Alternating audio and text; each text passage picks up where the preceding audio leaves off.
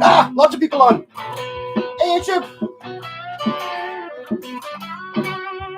Hey, Macaroon, Pontiac, Alban, Bunzy, Daniel. Hate you a little bit because you knew guitar. Assuming you got it, of course. Ian. And Jess, you already lacquered the Les Paul. Awesome. Hey, Buster. Hey, made a recording. It was evening now. It's Bucky time.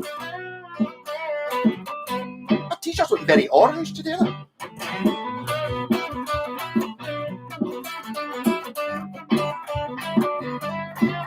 Well, that's in time. I've still got the drum pedal. I'm not really that out of sync.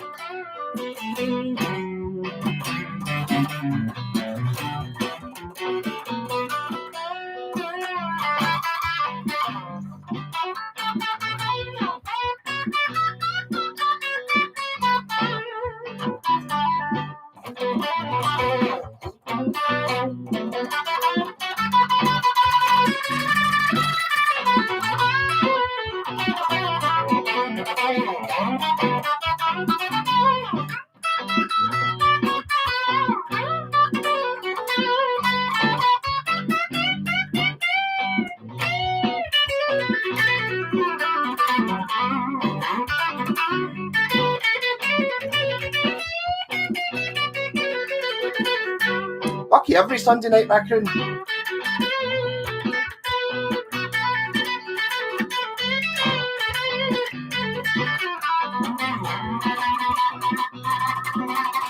Yeah, so I'll just start my Bucky. See, I've got drummer in my band. Rob got me this, which is a custom bottle. So I'm not going to drink that now. I'm going to keep that for when I don't have another one. This one, cheers to Cam for buying me this without me asking for it last week or 2 weeks ago, because I only drink one night a week. Well, apart from Friday night when I get pure sloshed, but I already had a bottle of Bucky from Ivor's bottle of Bucky.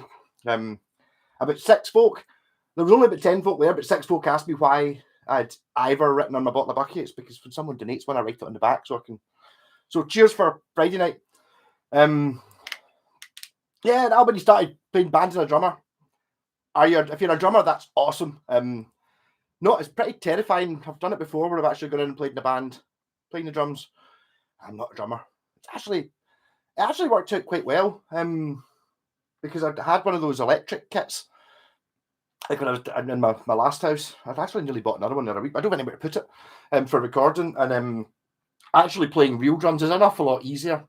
Because when you hit the drum, you only have to hit down because it bounces back up again. Whereas in one of those, well, the cheap rubber pad things that you hit it, you have to lift it up because there's no bounce in it. X-Paps, how's it going?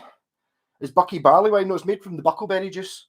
It's a little bit of a joke. It's 99% French wine, 99.28% wine, and then caffeine. And the ingredients, which I do still have, about 20 years ago, one time there was a batch that the labels just peeled off really easily, and I've still got one, and it used to have the ingredients: vanillin, potassium, and sodium glycerol phosphate. And we had a wee song because we sang the label, and it used to give you like about 10 ingredients. Now it's secret. Yeah, or you got the tele? It plays amazing. I bet you it does. It might even play better if you work at it because it should. Does it, Daniel? Does it have a serial number on the neck plate? That would be interesting. So, cheers everyone. All hail the all hail the ale. No, luck the buck. No, something.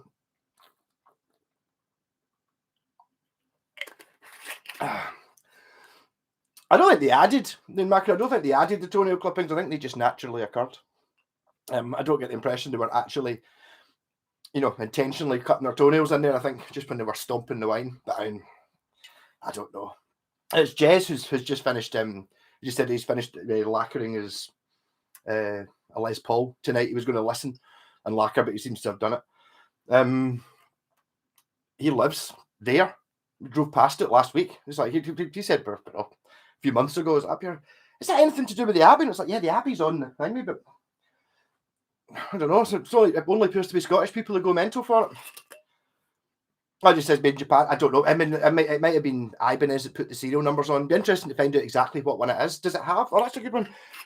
Is the bridge shaped? Like, is the bridge square on the sides like that, or is it the same shape as the ashtray cover? Because it might be an early one. Because the tele I've got there, the Antoria one, it's like they had a picture of a Telecaster with the ashtray cover on it, so they made the bridge the same shape as the cover. You know, it's kind of like this shape, whereas the actual Fender bridge is square, but the cover is kind of that shape. But I bet you it's amazing. It looked brilliant. It's likely, is it a 3-piece neck as well? I'm quite interested in this guitar. I'm really annoyed that you bought it. I didn't buy it. Same shape as the ashtray cover. Well, basically, I think what you've got is something in between that Ibanez I had, and is there anything sitting on top of the strap of this one? Ah, there isn't. Like that, then. That bridge. So that's a Fujigen from... You might be able to find it. See if you look up Ibanez catalogues on the actual official Ibanez website, the actual Ibanez website, and go to catalogues. And then I think it's archives or something. You scroll down, it obviously gives you this year's catalogue. When you come down, it gives you ones from the 70s, 80s, 90s, 2000s. In there, and look at the Telecasters, because yours is the sort of the deluxe one with the humbucker in it. So you probably find that that exact guitar would have been branded Ibanez, and you can probably tell what year it is, sort of. That one I've got is in the catalogue between, I think is it 71 and 75, or 70 and 75, or 71 and 76. Something like that. That my exact guitar appears there, branded Ibanez. So yours might be in there as well. So that might be able to date it. The chances are it's exactly the same guitar. It's just that Ibanez bought some. Whoever it is that made your one bought some, or CSL. CSL bought some at the same time from the same factory as what Ibanez did. Oh, yeah, I have an electric drum set because real drums are too old to use. It's kind of hard to play them. Got to use them pretty quick. Yeah, but the thing is, see, when you go into the studio when you've got real drums, it's a lot easier. It suddenly gets a lot easier. On the Tennants, that's all right. Yep. Do that thing. Do you have a can of Tennants in the fridge? Why was I drinking Tennants? I drank a can of Tennants before that gig in down at Wolstonbury. I was like trying not to drink. You know, it's like I'm in 2 bands later on, so I was up at the bar. I was up here. What kind of beer? I was like, what beer? What's got the lowest alcohol? And he was like, yeah, there's Beck's alcohol free, and it's like, no. I said the lowest alcohol because I think it was that or Bud's, and I think Tennants was slightly less than Bud, so that was why I had a can of Tennants. Yes, I will check it out, Jess. If I had more technology and the ability to do it, I would put your photos up on the screen. I'm sure I could probably work it out, but I'm drinking. Sounds good. I have a ball. It's so good. It seems relatively recently. I mean, I was in bands like 20 years ago, a few of them, and then I had a big break where I didn't really play at all, and then I was really only playing on YouTube. Really, I mean, the thing with doing these YouTube videos every day is I'm playing the guitar pretty much every day, or every day, missing a couple of days a week when I'm kind of, I cheat sometimes and do 2 videos in one day. But it's so much better playing along with other people. Inion from Troon. Eat your dinner with a spoon. But you'll have an absolute ball. Playing with other folk is brilliant. The thing that really gets you is like when I joined the Sabbath band, it was kind of out of laziness a little bit because I'm a mad Black Sabbath fan anyway. So it was like, I'm not going to have to really learn anything. I was wrong. I did have to learn stuff, but it was like, anyway, a fair whack. I was going to know all the songs pretty well. It wasn't really going to involve any sort of listening to try and remember what the bits were. I knew what the bits went like. It's just I had to find out where they were, what key it was in. If I were for a plug for your tele build vid, right? How do I can I copy and paste? It's Lip and Sniff. I don't know how to do it. I will definitely stick it in the comments down below, but I don't know how to do it live. How do I do that? If I go into, you give me a $5, so I've got to try, don't I? Right, so if I go in here and hit F11, went to Facebook. Don't look at my personal information. Go to home. Yeah, this works. It'll be pretty amazing, but it might work. Why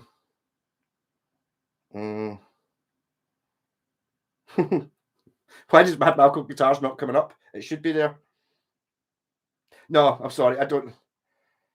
The bucket's flowing. I'm on live. I'm too hyped up. I will definitely put it will definitely plug it. I'll stick it on my page and I'll stick it in this for your tele build. I haven't actually watched it yet because I was so ill yesterday. Yeah. So sorry, Jed, but yes, your tele build. I will definitely plug your tele build video. There must be a way of doing it. There must be, but I'm a bit flustered. I will definitely put it in the link. I will remember it. In fact, I'll stick it on at the end in the comment here so everyone can watch it once we're finished. Perfect. Does yours have a trusted cover? Yes, it does. It's got the metal one. It's got that metal one, which kind of gives a giveaway. I don't think yours has that though. Yours might go in from. Yours might be. See, that's kind of because that's a slightly earlier one. It's a bit more. They didn't really know what a tele looked like, so they did it from a picture, I think.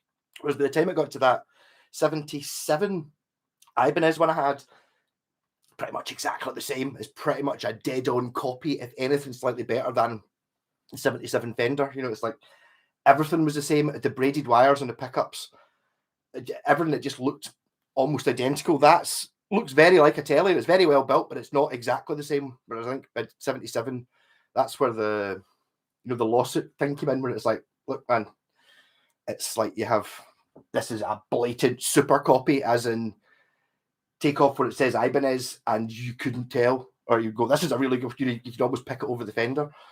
It's got one, but it's white. Don't know. Yeah. Did you send me a picture of the switch? Pontiac, I'm lost on which switch it is you're talking about. Did you see them? I didn't know you said. I did. You checked me there. I need to look at my Gmail more often. If you send me stuff to Malco at Hotmail, I'm more likely to get them. Just Malco at hotmail.co.uk. The Gmail thing, I had to set it up to get on YouTube, but pretty much that's all I ever really used it for. So if you message me some other way, tell me to go to Gmail, I'll check it. But I didn't see it. No. Just send folk. Yeah, check Jez's YouTube channel. You can probably see if you go into your YouTube and copy and paste it. You can probably paste it into the thingy and then check that out. I could probably do it, but I would probably lose. Well, maybe. Hold on. Bear with me 2 seconds. If I go, no, I don't know how to do it. So, not when there's folk waiting. Sorry, I will work it out. But yes, that telly looked fantastic. Hey Frank, another guitar. It's a Greg Bennett Torino SG. Never heard of Greg Bennett. It was made by Samick. No idea what country it was made in. It's made in Korea by Samick, I would think. I've got a Greg Bennett. I was working on a Greg Bennett today, a mini Les Paul.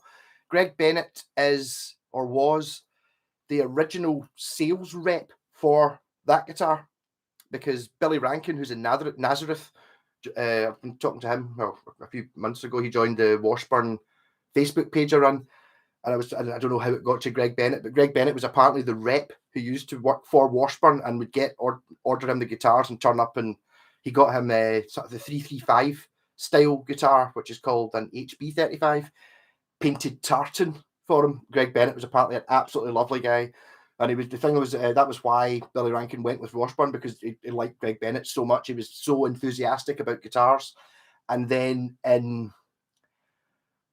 at some point he had his own sort of designy thing going on with Samick, and I've got a wee V, a mini flying V. They're not all mini guitars, but he definitely did mini ones, because I did a mini bass on Friday. It was a Greg Bennett by Samick, and the Les Paul I did today was a Greg Bennett by Samick. I'll do a video next week of all three of the mini guitars, just because I've got 3 mini guitars, or 2 mini guitars and a bass. It's great. Oh. Yeah.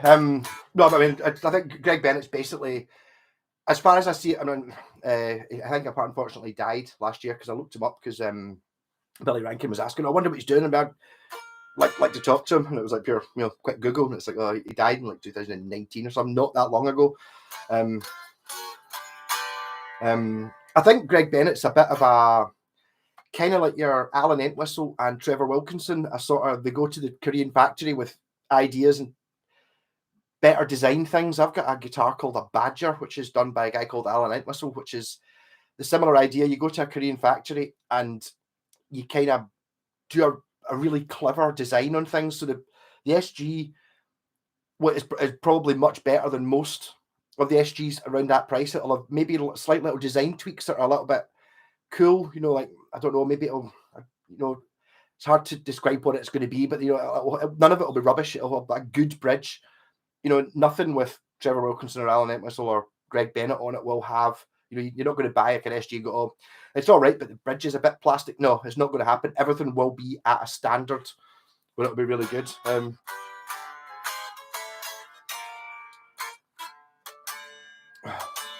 I think I'm pretty sure. Oh, I'm not saying I don't think there is. I think you're right. I think I've got a funny feeling actually the wee mini guitar I've got, it's actually got a made in Indonesia sticker on the back of the headstock. So much so that I think I'm about 90% sure that the wee.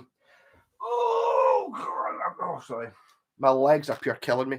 I was going to try not bend down, but I had to bend down or my tele will turn off. My legs are killing me. I don't think they're a step down. They replaced the Artist series, and I've actually got an Artist series bass that I picked up last week. And when I was looking up that, it said the Artist series went. I can't remember what year it was, but basically the Artist series seemed to kind of stop as the top of the range Samick Homemake, and then the Greg Bennett's took over. I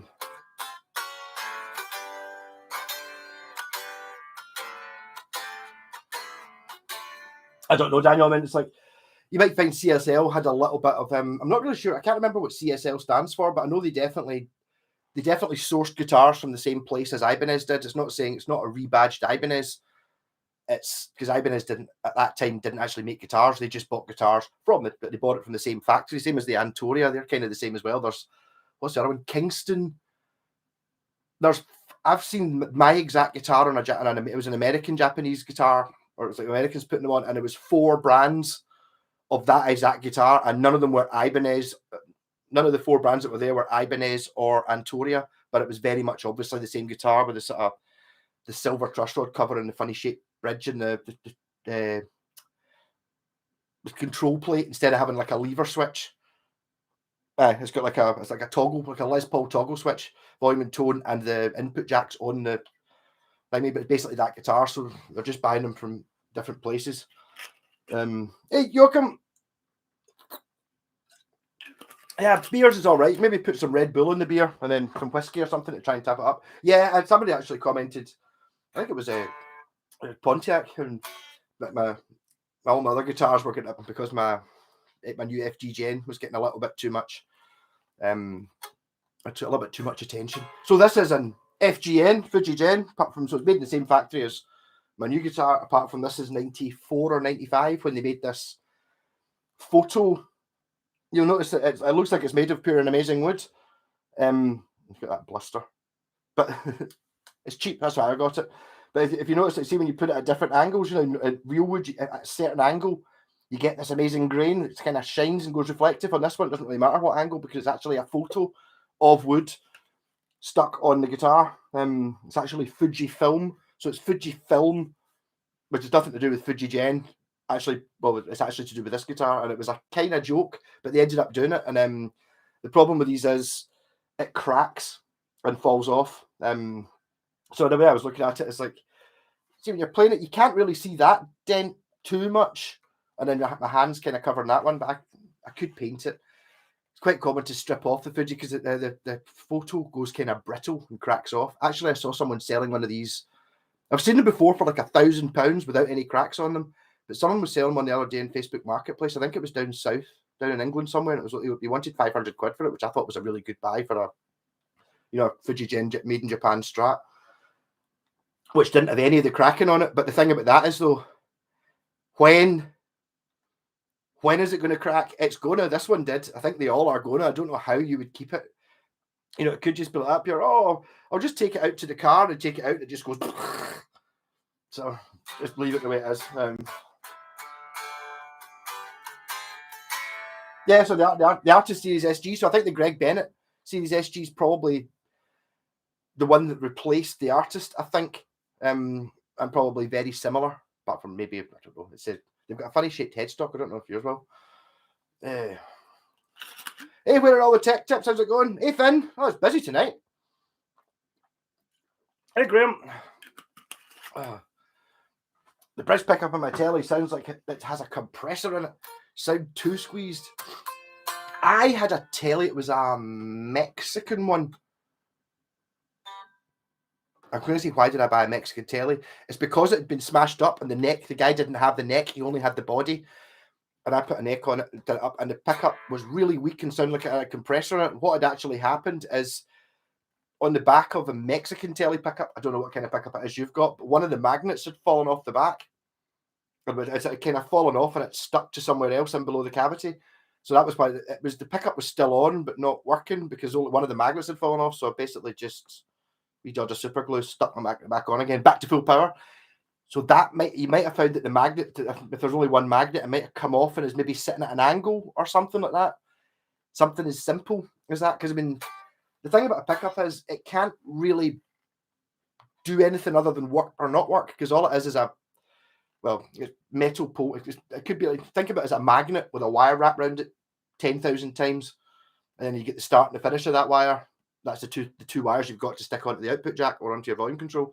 That's kind of it. So either that wire's either broken, so there's no sound, or it's not broken, so it works. So, but the thing is, it's not actually sitting on a magnet, because often you get like steel pole pieces, and then the way they get magnetized is there's a bar magnet like physically stuck to the bottom of it. So definitely have a look at that, see if that's maybe what's up with it. Either that, or it could just be a slightly wobbly, a bad connection on your pickup switch. I've had that before, because see, like on the two wires that come off it, you've got like if you've got like a shielded cable, so you get the center bit, which is your plus, and the shielded bit on the outside. But the shielded bit on the outside's like 20 strands or something.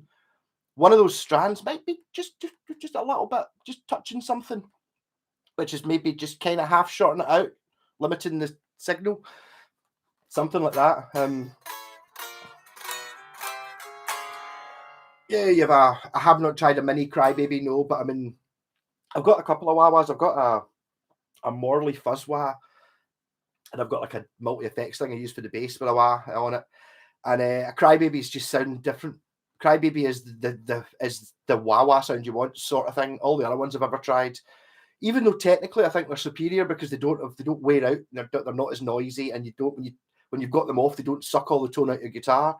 But none of them go wah the way a Crybaby does. A Crybaby is that one that does nothing subtle about it. You can pure go wah. It really does. It's got an awful lot more travel. It's an awful lot more vocal and it had a Behringer one as well. What's it called? A Hell Babe or something like that. That had hundreds of adjustments on it.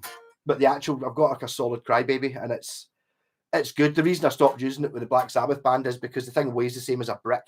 And it's like you get into the studio and I can either take in a brick, a tuner pedal, and a fuzz or a distortion pedal, and then 3 batteries and connector cables, or I can take in a stupid multi-effects thing, which is really all I needed it for, was a tuner and a wah-wah for the intro to NIB. So not ideal.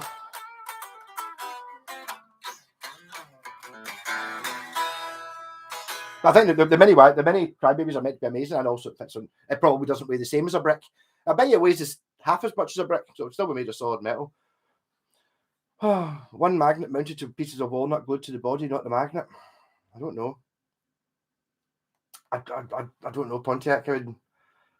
What kind of pickup is it? I mean, if it's an unknown pickup, it could be from like a really cheap guitar, or like a really old guitar or something, or maybe is it just too far away from the strings? I don't know. There's a few things that could have gone up. It could be the switch, yes. Hey Jeff, how's it going? Playmates, that's a bit. Is that not yeah. Spike the likes, 22 folk, only 6 likes. If you're still here, you must like it. That'd be awesome. Got techie problems, this old tablet. YouTube app out of date. Found a workaround to get here. I have to use my new tablet feature. I'm not even a tablet's the thing that they used in Star Trek Voyager, yeah. That's how tech savvy I am. I was annoying my girlfriend earlier on because I've been donated an iPhone, and I drank a can of Monster earlier, and I stuck a sticker over the thing that said Apple, so I'm not an Apple dude. And it's like, because Apple's too cheap for me. Normal people have Apple. I've got a special phone. Yeah. Oh, joking as I go. If you had to choose one or two pedals, what would they be? I would basically it's the loop pedal. Well, does the loop pedal count?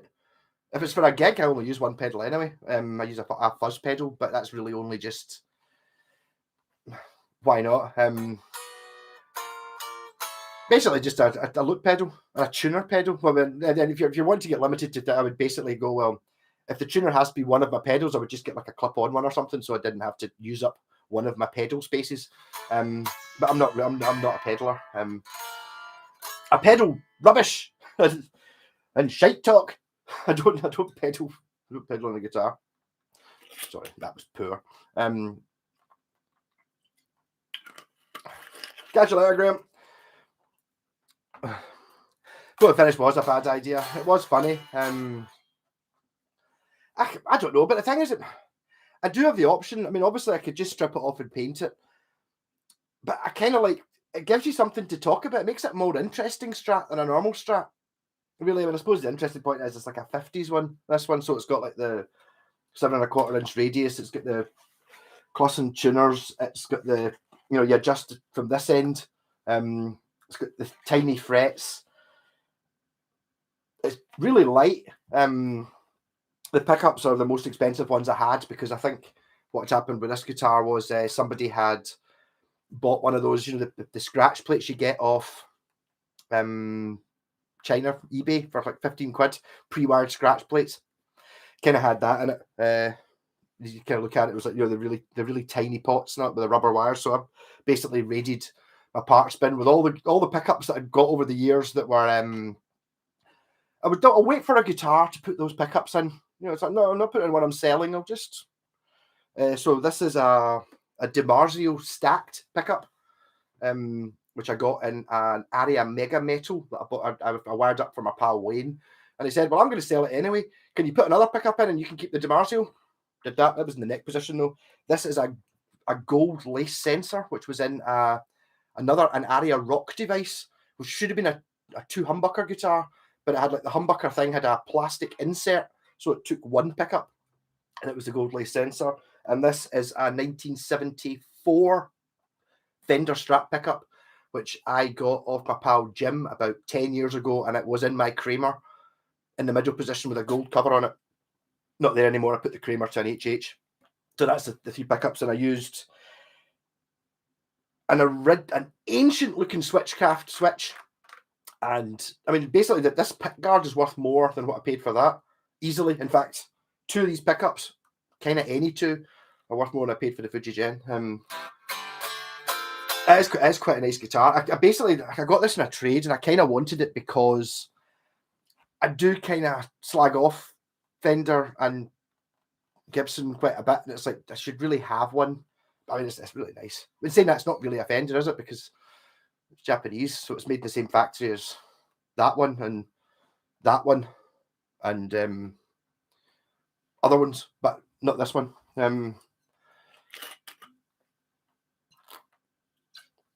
What distortion pedals do you recommend for bass guitar? I don't know. The thing is with the distortion thing, I mean, I've never used distortion in the bass before.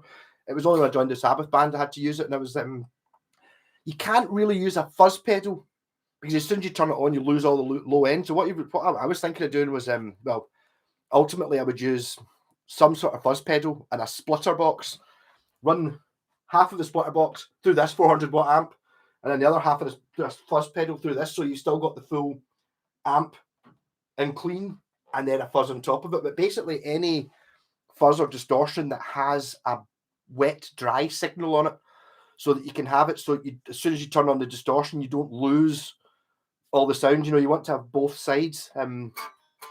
Really, but I don't use them much. Yeah, Neon, that, I mean, Jez's tele, it looks absolutely stunning.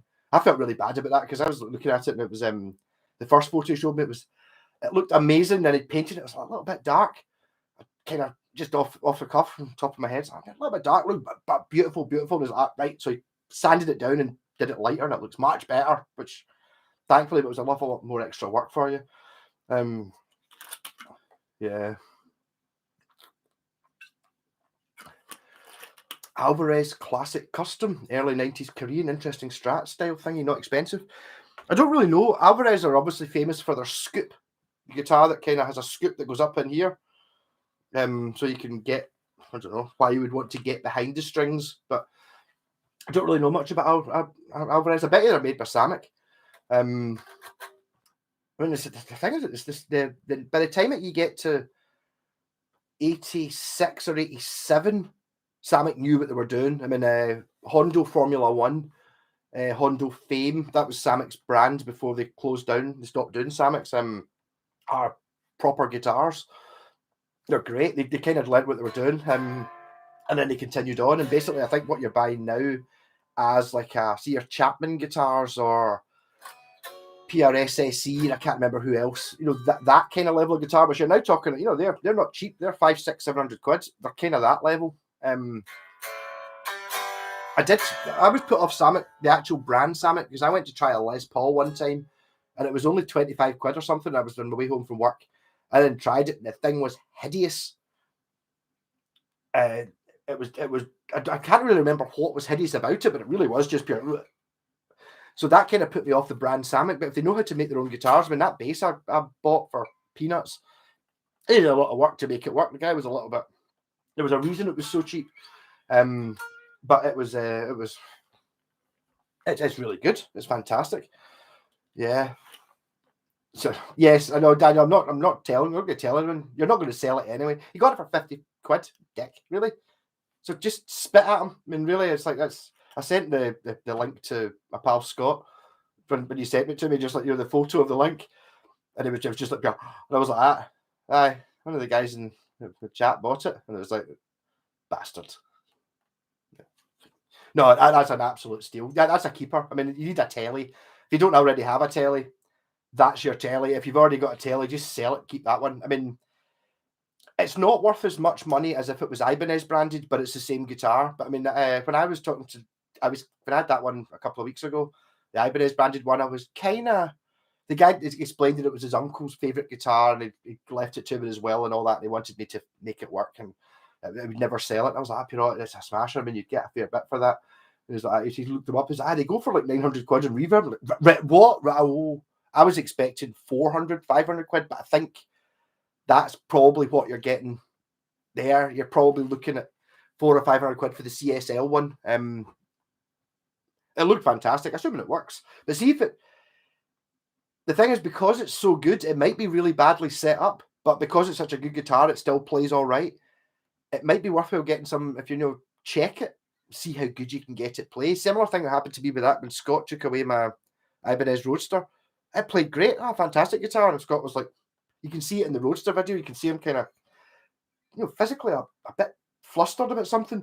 And it's because he was going like, this should be better than this. And it's already amazing, but because it's a really, really good guitar, not perfectly set up, it still played amazing. Whereas that one, you should be able to set it up to play as good as any tele kind of thing.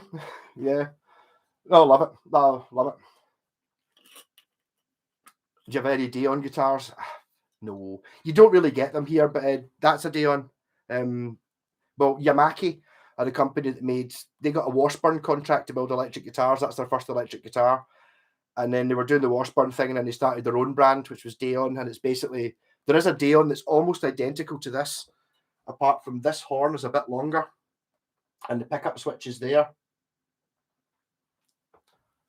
But it's the same guitar. And in the Washburn range, that's the second of the top. That's a Falcon. There's a Hawk, which is one lower, which is basically, it doesn't have the ebony, it doesn't have as fancy, doesn't quite have as much binding, doesn't have the fancy inlays, and it's a 3-piece neck.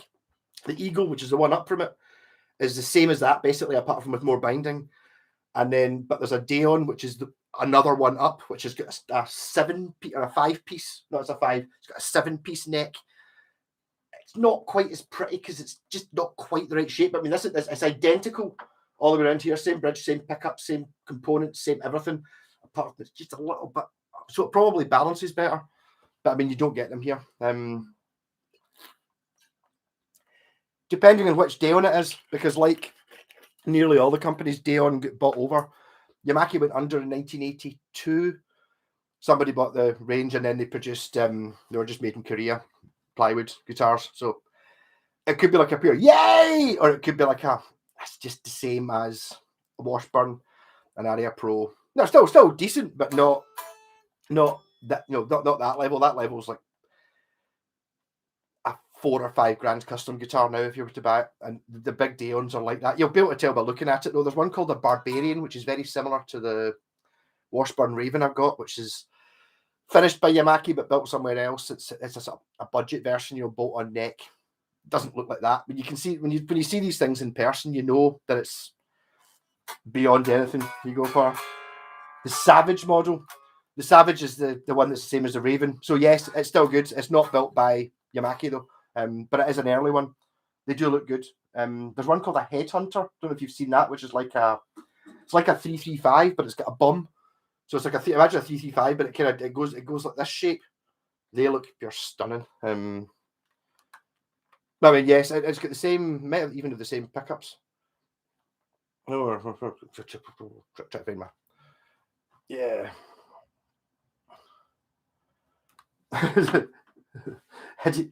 Hey Sam, you're saying hey Pontiac. I don't recognize your name, but there you go. Acoustic electric Savage model. The acoustics are amazing. Yeah, well, they're at the point where they spent too much money on them. They were kind of too good, and it's like Daon, Yamaki Factory, who's the ones that made the original Daons. Only 30 people worked there, and that included like office staff and stuff. So you're talking about somebody handmade. They're virtually a handmade custom shop.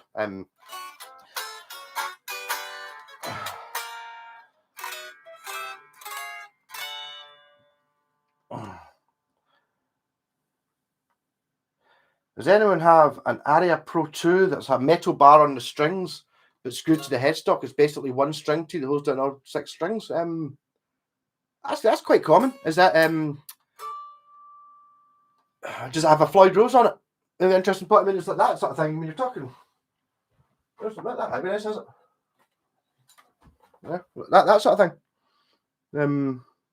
It's quite common on guitars of that era. Anyone it won't have a basically. I bet you it's got a straight headstock like that. It won't tilt back the way. Jane appears to be the highest end of the Japanese made instruments. Pretty much, yeah. The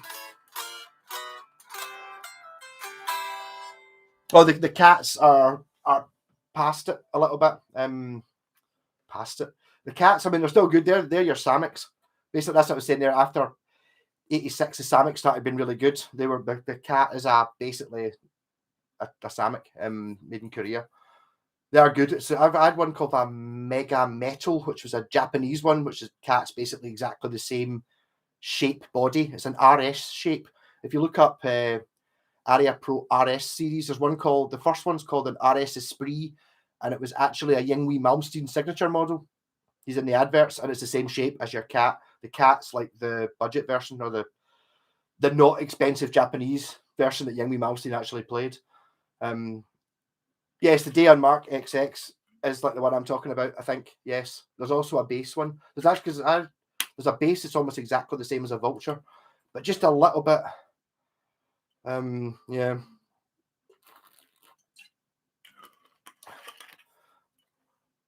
Yamaki, yes.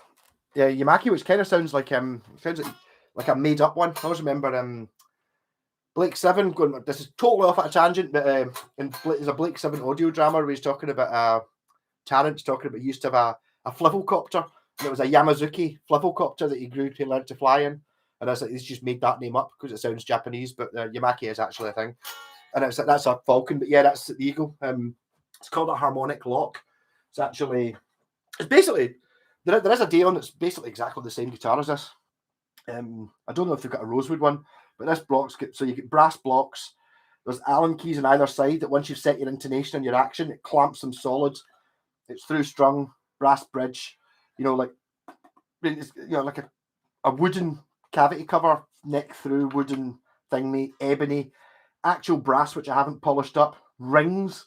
So you see people copying this, but it's actually like a dot with a wee black dot in the middle. No, that's a ring. So the wood in the middle of that ring is still the ebony. This guitar is just insane, hand carved. You know, they're pure stupid. To the point of going, you don't need that. You know, it's nice to look at and stuff, but I mean, it's excessively cheap. It's excessively over the top.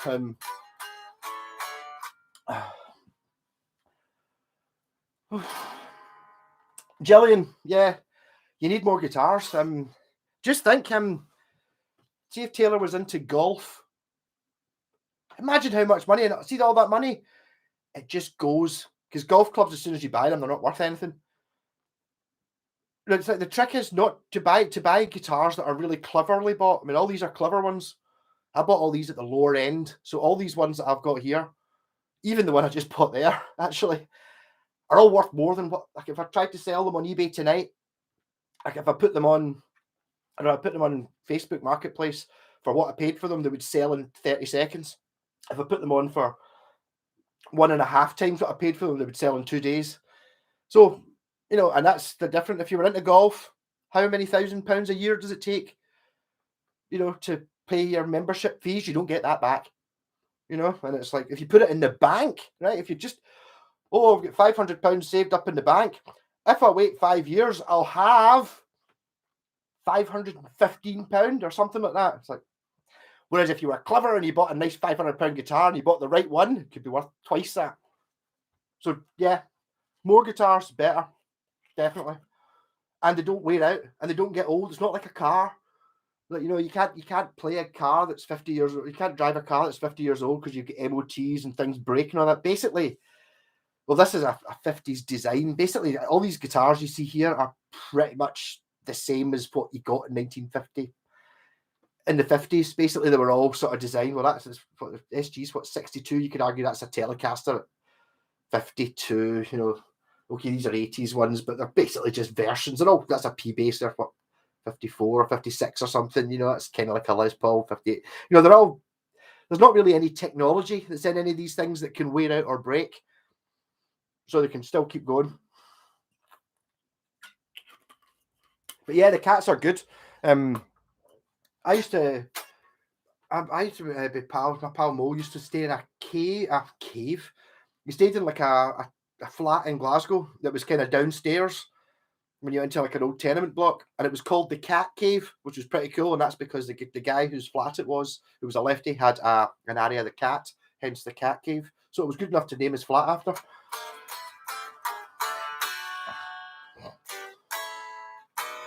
It was missing the string tree and the lock nuts, so I can't buy them anywhere. It's probably not. Are the lock nuts not just they're not a Floyd Rose it's got by that point? I thought it would have had a Floyd Rose, and no, you can definitely buy them on eBay for like £2 or something, or £3. I've definitely bought them before. Maybe not exactly the same one, but one that looks 90% the same.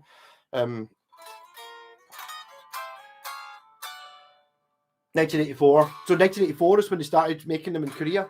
There you go. I think they were still mostly, before 1984, they were all Japanese. I think the Wildcat, Bobcat, Stray Cat, I'd imagine one of them has a strap bridge, one of them has a Floyd Rose, and one of them has, oh no, that's Wildcat, Bobcat, and Stray Cat, not the Cat. I think the Cat might be the Korean one. Maybe there. I don't know that much about Aria Pro. The problem is that Aria Pros have got so many models. It's hard to keep up with how many models there are. It's quite difficult.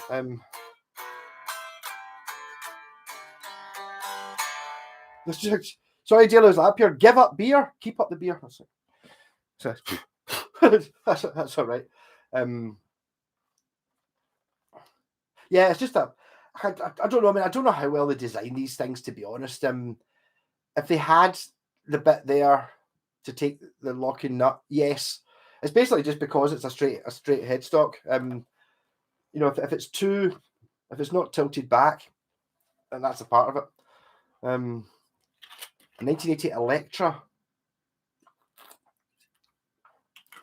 Don't really know much about Electras this side of the pond. They're not really. They're made at, well, is it St. Louis Music? They're made by, or they're ordered by, but I think they're made in Japan. Some of them are Matsumoku. Some of them are their own designs made by Matsumoku, and some of them later on are basically exactly the same as what we got as Westtones, or the same body shape. I don't think there's any that's exactly the same guitar. It's like, oh, that's exactly the same as a Westone Spectrum, apart from it's humbucker, single humbucker instead of humbucker, single single, or it's a different color, but very, very much the same. I think it's called a Phoenix, perhaps.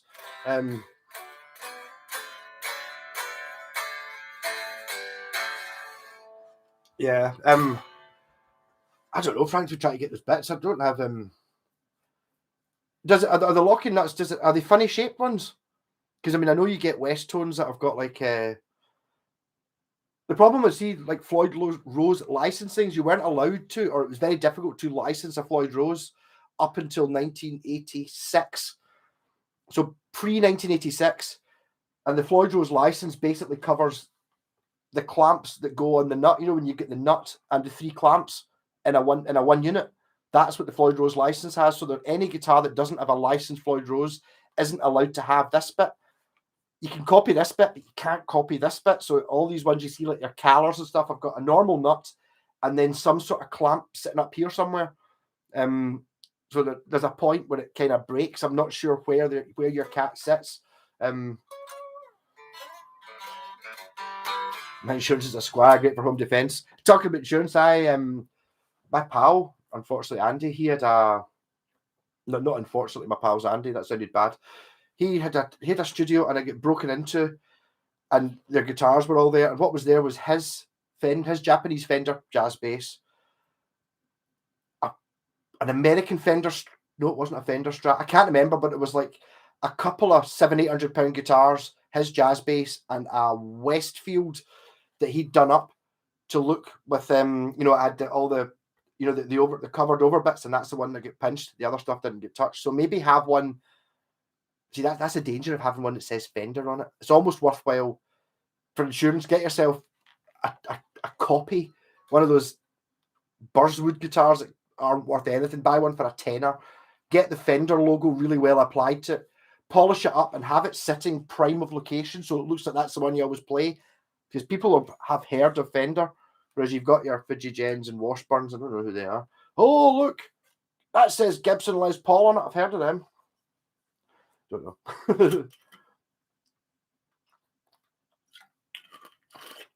No, Jeff, you're wrong there. Talking about women having more and more jewelry, because you can buy jewelry sensibly.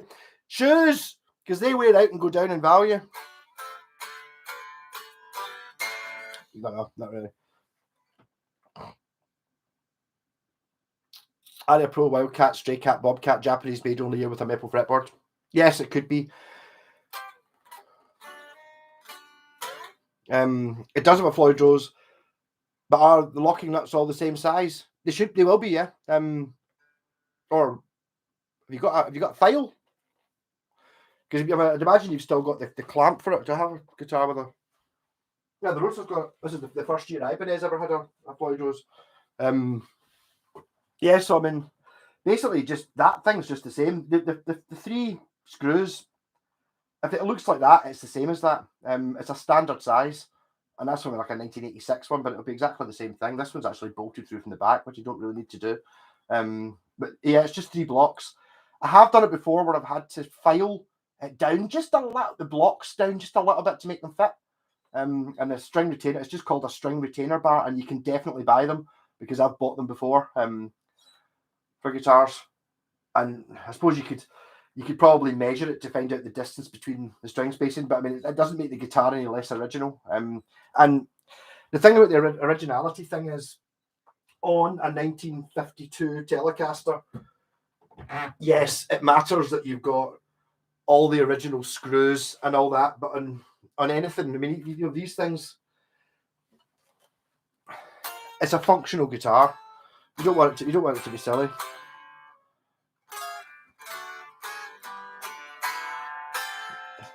Yeah, I've got full of, and it's easy to justify having more guitars as well. I mean, I'm to be honest, that is when the Fuji-Gen. I think the reason of the FGN, the reason I've been so excited about it is that's the first new guitar I've bought since I was 18. I know it was my 19th birthday. I bought my Epiphone SG, and every other guitar has not only okay, it's not new, it's like a year old, but that's not my point. Was I thought about it for ages, whereas every other guitar has been like an on the spot decision sort of thing. You know, you see it, you go, aye. That I knew about that for like a month while I was thinking about it, and it's the same when I bought my original Liverpool SG. Right, I'm working it out. Whereas like that, even my SG, which is my Gibson SG, I was after a real Gibson SG, and then that appeared in Victor Morris at a price I couldn't say no to. Borrow money, bang, buy it. It wasn't there wasn't even a few days of thinking about it. It was bang, that one. And I suppose some of the eBay ones were a bit like that. Maybe I thought about that one a little bit because it was on eBay for ages that I buy it now. I buy it now that would make you sick if you knew what it was. It's ridiculous. And I even haggled it down because it'd been renewed. It was cheaper than that. You know, it's like it's Fujigen as well. Basically a very similar guitar. I mean, that thing is just insane. It's priceless, basically. I got offered a car for it, a Jaguar car off Scott, actually, but because I didn't realise how much he actually wanted it. I didn't really know what it was I had. And I think to be a little bit skeptical about it, he kind of never really told me what it was it had in case I would sell it to him. It wasn't by the time we'd done that video with the Roadsters, but I'd kind of go, I'm never selling that. I told him the story. I was like, you're right. And then he went away, took it, set it up, and then now it's like, you're all right. Now I see why you want it. I do just now, Macaroon, yeah. I get made redundant at the start of the lockdown, and basically I've been living off savings and bumming about. Not ideal, I suppose. I don't have any money, but I'm guitar rich, but not. So I'll survive. I've not bought any guitars for myself. I'm trying not to. I mean, this year I bought 3. Well, 2 of them were a trade, and that one. So it's not too bad. I have bought. I mean, obviously, I'm not counting, ones I buy to fix up and sell or anything like that. They don't count. They're kind of like the dealer aspect in it. I have started upping my game a little bit and not buying everything that's really cheap. It's like here's a guitar, £30. It's like, I'll buy that. And it's like now I'm a little bit cleverer, so I'm not really buying that. I'm buying ones that are good. The difference is that you can make. I bet you I could make more money if I bought Squires and Fenders because it's like it's a Mexican Strat. It's only £250. You'll get £350 for that. The thing is, I could get a better guitar for £250 than what it is at £250. So it's like I'm buying ones that are really good, not ones that are worth money, which is not the ideal way of doing it. Also, I'm a terrible salesman. I want to sell everyone. Basically, everyone I've sold a guitar to, they've come back and bought more.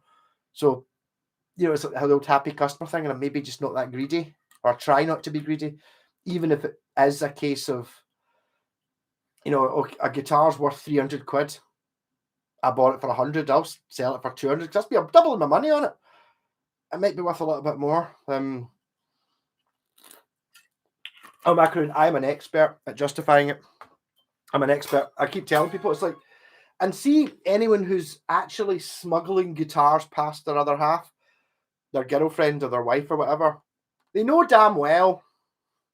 They know, and they're making you feel guilty about it intentionally because they know fine well that, oh my God, you've bought another guitar, especially if you're buying, this sort of thing. Oh, £250 on a guitar. Fine well, you could take her out to dinner for that £250 and it's gone. So that makes you feel guilty, but you're not blowing that, it's not like you're gambling or you're playing golf where £250 is, you can't play golf for a year for £250. It's like that can't be done and it's gone. Whereas like if you're buying a guitar, I mean, it's like, plus you get the enjoyment out of it and she'll be getting the enjoyment of the guilt of it. I still remember, I'm going to tell you about the Wayne's story, which his wife Shell, she's absolutely lovely. I've met her a few times now. He used to smuggle guitars in. This is back in the day when he had like half a dozen, and he would go round to his pal's house with a guitar case, take his guitar around, and he would come back with a guitar case, and it would be another guitar in the case because he hadn't let on he had more than 4 guitars, and there was one of them. I bought it for. I felt really bad about it. I smuggled it past her. The reason I know where is like he bought it was a Grant guitar. I've actually got another one the same upstairs, which I keep meaning to sell. And it was in Glasgow. The guy wouldn't post it. I didn't even know when I was up here. Yeah, well, I'll pick it up. The guy's in Glasgow, so it was only a 10-minute detour on my way home from work. Picked up this guitar and I sent it to her. I was like, up here, and I put a note in it saying, "Happy birthday, Wayne. This guitar is so ugly that I thought you should have it." And his wife put Michelle that picked it up and was up. Look, but Malcolm bought you this pure ridiculous guitar, and it was like, but Wayne had actually given me the money in order, but that was fine. And then about a year and a half later, something like that, he bought the two. This was a single pickup version. He bought the two pickup version, right? And he got it delivered when she was at work. And he was sitting, he opened the box, and he was sitting there, took it out, and she walked in, and he was like, "Yeah." And she went, "Oh, I didn't know you still had that guitar." Is that up here? "Yeah, I've still got it." And he was immediately on the text message, like, "She'll just come in, saw the new guitar, and she thought it was the one that you gave me last year." And it's like, she knew fine well. She's only winding you up. And it's not like cheating because you can sell it. It's different. Maybe different if you're buying new guitars. You're spending even that amount of money, but buying new. If you're buying second hand, you can still justify that, even if it's a case of not buying it particularly well. Like a guitar has got a price range of it's between 200 and 300 quid. So if you buy it at 200, you can sell it at 250 pretty easy, sort of thing. But even if you buy it at the 300, you're still going to be able to sell it for 250. So you're only losing 50 quid, which is a night in the pub, which is gone anyway. Plus she gets all the guilt. Oh, it's all good. It's all good. I worked at a record store. I understand, Pontiac. Yes. You stop listening to music. To be honest, I don't really listen. I mean, I've got 1,000 records or something like that. I don't room it. I used to sit with my pals and drink and smoke, and I just listen to music all the time. But the thing was, you've got to think back 10 years or 20, even 20 years. He didn't have this. What do you want to listen to? YouTube. Pink Floyd albums. Yeah, I've got all the Pink Floyd albums. But I mean, I've got I suppose it's maybe just to have a mad bastard hoarder. I mean, I think I should probably sell them. I bet you they're all worth money. I mean, I've got all the Beatles albums, and I mean all of them. Yes, all the studio albums. I've got all the other ones in the middle. I don't know, what, 30 or 40? They've got like 8 albums. I've got 30 or 40 of them. All compilations and rated, all of them. Everything, or go from the start, everything AC/DC ever did, everything Alice Cooper ever did, everything ABBA ever did, everything, all the Black Sabbaths, all of them up to, this is all up to about 95 or something like that when you stop getting records. See, Caravan, Cream, Camel, can't remember, Creed's Clearwater Revival, Deep Purple, all the Deep Purples, all of the, that sort of thing, all of them, for everything. It's like, I don't have all the Frank Zappa albums. I was never really that much of a Frank Zappa fan, and they were always really expensive. Plus, there's about 50 of them. And I don't have all the Neil Young albums, even though I think I do have every Neil Young album on record from about the first one. I've got the first one right up till about, I think I'm maybe missing 2 up till like 2000. So I don't know, what, 30? Stones albums, got every Stones album, British, American, all of them, including pretty much all the compilations up till I don't have Voodoo Lounge because it was expensive. I remember seeing it for a $5 one time and not buying it. And then I remember thinking, well, I'll buy Voodoo Lounge, it'd be great. And looking at them on eBay, 100 quid. It's like, and I thought a $5 was too expensive, or it was a $10 was too expensive. Really annoying. Buying guitars is addictive.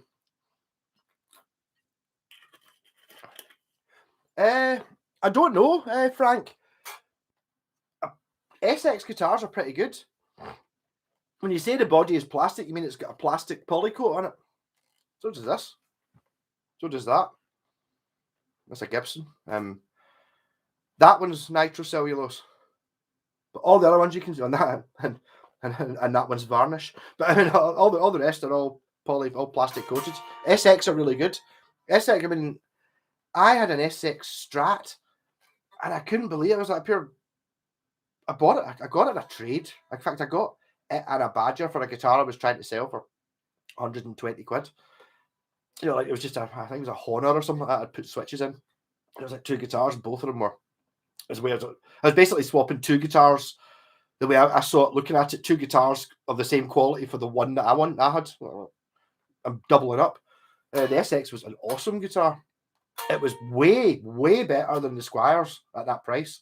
Like the Affinity series, now it was good. But I mean, let's be honest here. It says SX on the headstock, not Squire. £70 off the value. But there is an element of, if you're advising somebody, when I'm advising somebody to buy a cheap guitar, it goes against it as well. Because if you buy, that's the thing, see like a Yamaha Pacifica, for example, or the Yamaha ERG.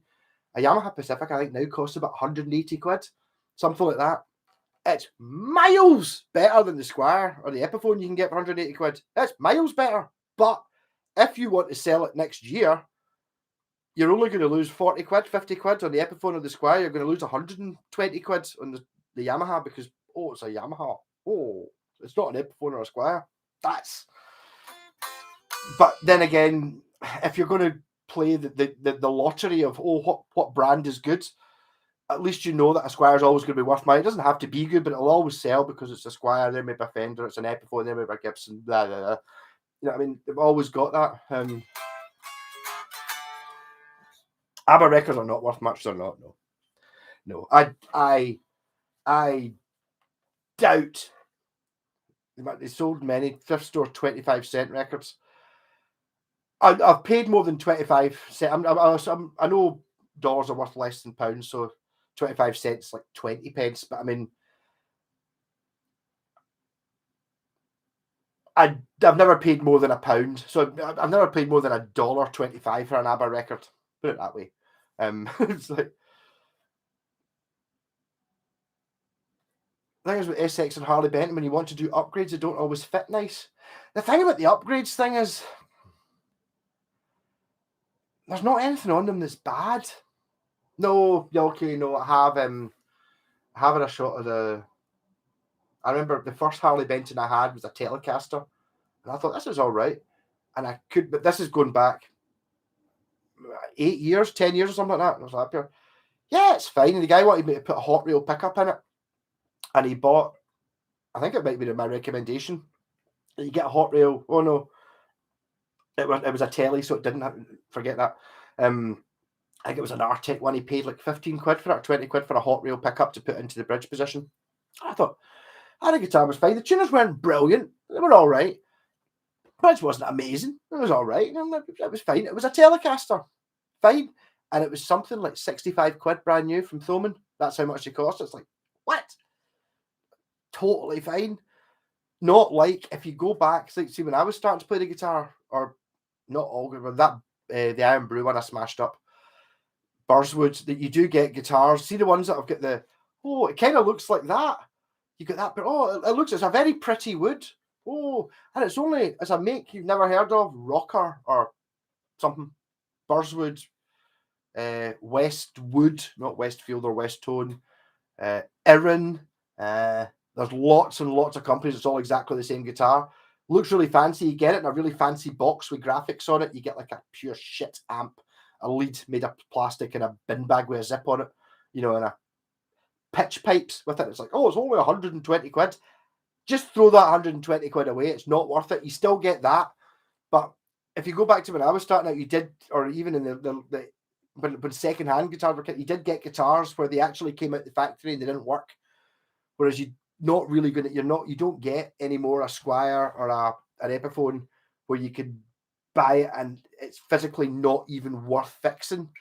None of the parts are absolute crap, which you get, you do. I mean, there are guitars that are just absolute crap. You got to work it in. Hey, okay, how's it going? I don't know if you. The thing about the upgrade thing is that you don't. If you're talking about upgrading an SX or a Harley Benton, upgrade it if you want. Don't upgrade it with bare knuckle pickups. You paid £100 for the guitar. Don't spend £200 on the pickups, because you don't get that back. Or if you do, make sure it's reversible and keep them. So if you ever want to sell it out, it's worth it. Okay, I know. Okay, yes, you're right. I mean, if you're talking, depends how you're talking about upgrading it. American parts, so they still use inches, which is just annoying. But this is Japanese, so it'll all be metric. Even, well, I don't know how it works. But I mean, you're not, if you're buying a Harley Benton and want to put Fender tuners on it, why? You can buy decent tuners. If the tuners on your Harley Benton are rubbish, actually, if it was in fact it was Harley Benton locking tuners that I put on that guitar earlier on today.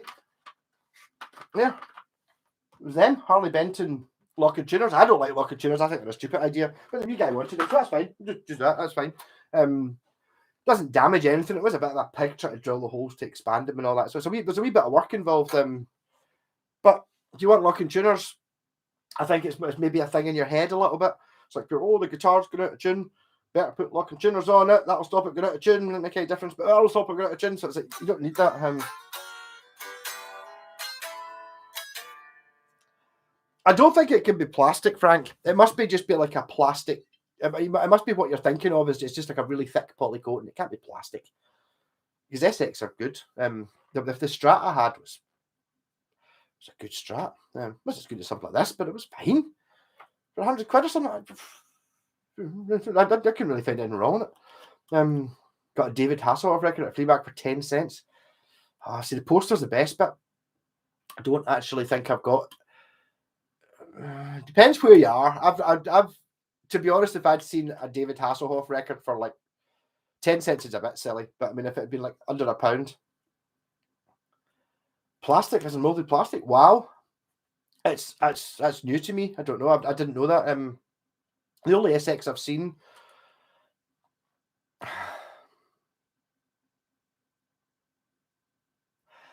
I'm sure I found out recently who SX are. Are SX Jim Deacon? There's a company that you used to get that were kind of all right, that stopped building guitars and they became SX. I can't remember who it is, but I've got a plastic Tokai. Unless it's I don't know, is it a fake SX? Maybe. Because I mean, the far as I'm aware, that the SX I had was a Strat. You could still buy it brand new in Guitar, and it was like 119 quid. And it was only like a year old. It was fine. It was nice. There was no, I'm not saying it was pure amazing, but I mean, there wasn't anything wrong with it. You could totally learn to play on it. The action everyone was adjustable. You could make it play. I do actually have a plastic guitar. I've got a Tokai from, is it they don't call it plastic, they call it Fibertech, or the next Fibertech, which is like it was really crap looking, but I polished it up and it looks like carbon fiber, that you get on expensive car dashboards, or fake expensive car dashboards, or a carbon fiber neck, and it's got like a V-shaped thing, mate. It's like a tongue and groove thing that fits into a plastic body that's made out of, if you ever had a Ford car, like a Ford Orion that had this, the dashboard was made of a sort of textured plastic, kind of like, you could maybe almost like a sort of leather textured solid plastic. The body's made of that, injected with foam. The only piece of wood on that guitar is the fingerboard, which annoyingly I got it just after CITES came in, so it was like the one thing. It's got a rosewood fingerboard, everything else is plastic, and it's like, the thing is, the guitar is fine. I would knock it. I would say it's a bit more interesting. I mean, maybe it plays shit. I don't know. I actually had a guitar. It was a wee mini guitar. Was it a Stag? There's a video of me playing on a Chinese beach, like a total idiot. For some reason, when we went to the beach in the middle of winter, I was thinking it was going to be like, if you go to the beach here, and it wasn't. It was like a big resort thing. It was empty, but it was a big resort thing. And I'm standing there, white, not white, light blue, as I am, playing this wee purple mini guitar thing, and the bridge on it was plastic. It was literally one piece of plastic stuck on the front. The saddles were all molded as part of the thing. Worked fine though. it was all right.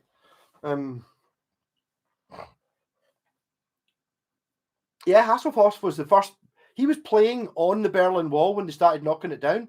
It was a massive. It was going to break him worldwide. It was going to be the biggest thing ever, and it was one of the first ever pay-per-view things that was ever on like worldwide telly.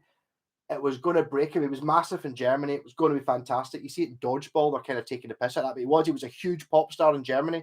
Had a couple of really big hits, more than a feel. He had a couple of good songs, and he was playing on this wall thing, and he came down during after the halftime break, after the first half hour or something like that. He came down, talked to the TV things like, what's going on? And it was the exact same time. And he was like, something about the O.J. Simpson thing when he was in a car chase. That was what was on the news at that exact moment. So everyone was watching that, and that's why he didn't become a super pop star. Apparently. That could be made up. Don Johnson. Yeah, I was watching. Is it Django Unchained he's in? He's really good in that.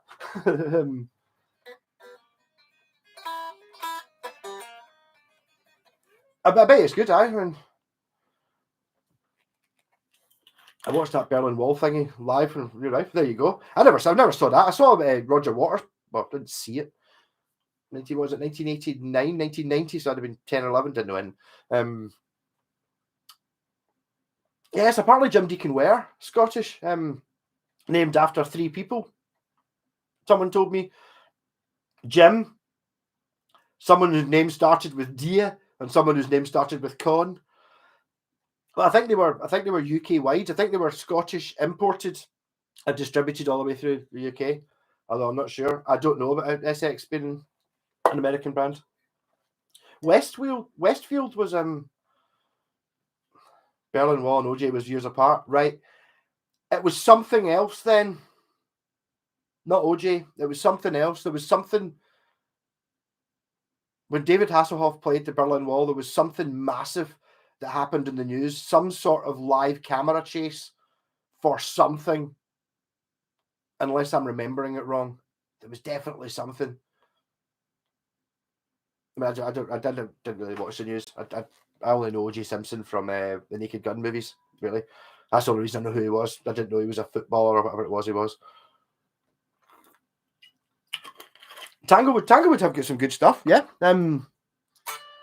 Again, it's one of those things where they had good ones, but I think they did do shit guitars. You could get shit ones. But it depends on which one you're getting. It's not like pure, you're talking about a guitar that either cost £80 brand new or a guitar. They did guitars going from like £80, £90, which were obviously not very good, up to £300. The ones at £300 are really good because it's a £300 guitar, so it's going to be great. Just a case of knowing it. Deacon Blue. Don't know much about Deacon Blue. I do know they're Scottish. All right, Jim Deacon Blue. Well, I don't know where that gone from. Just a new bit too. Yeah, very good.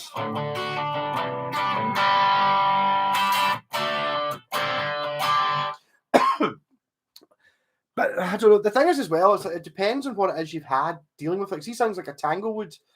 It's possibly going to be really good. They're definitely not on my avoid list, but you can get one that's knackered. It's like I've had the same thing with Westfield guitars. You get one that's absolutely gubbed. It's not the guitar's fault though. It's because somebody's smashed it up, left it outside for months, hated it. Tried to adjust things themselves. That's not the guitar's fault, but you do get some guitars that you just like, there's no way it can ever be good. The classic one is that one I had to smash up. It's like that guitar, it doesn't matter which one of those guitars you had or what you did to it, that is a piece of shit. Whereas, and it's the same that there are Squiers that are like that as well. I had a Squier, a left-handed Squier tele, and it really was, it was a genuine Squier, but it wasn't a guitar. It was a guitar-shaped object. Nobody could possibly have, it was just like every single bit was just absolutely terrible. I'm not talking about being basic. Being basic's fine. The sort of the enclosed tuners, and okay, the bridge is a bit basic, and the single cut. But it's like that one I just smash up. It's the same as the other, and the pickup doesn't pick up the thin two strings. Like they must have saved 2 pence a pickup. It's like pure. Oh, how much? What's the cheapest pickup you can get? And it's like pure. The factory's going, well, we can get you the cheapest pickup we can sell you is 60 pence for a pickup that works. Right, so 60 pence for a pickup that works. Do you have anything cheaper? I was like, well, we can make it cheaper for 40 pence, but it won't pick up the two high strings. Right, pallet of them, and they've done that with every single item on the whole guitar. Everything is like, oh, we've got, do you have fret wire? Yeah, the cheapest fret wire we can get that will hold up to you holding a string and bending it is 12 pence for all the frets. Can you do it for 8 pence? Yes, but they have to be made out of the sort of material that basically, if you just stick your thumbnail in it, it bends. That's fine. 8 pence for the frets. We save 4 pence there. That means on the 500 we've got, we're saving a tenner. That, you know, that kind of thing, where basically every bit is so clamped down to the point of, you know, you can imagine the people building these guitars are like just arguing with the people making them, going, look, stop offering us things that work. I said the cheapest. I want the cheapest thing that's called wood to make the neck out of.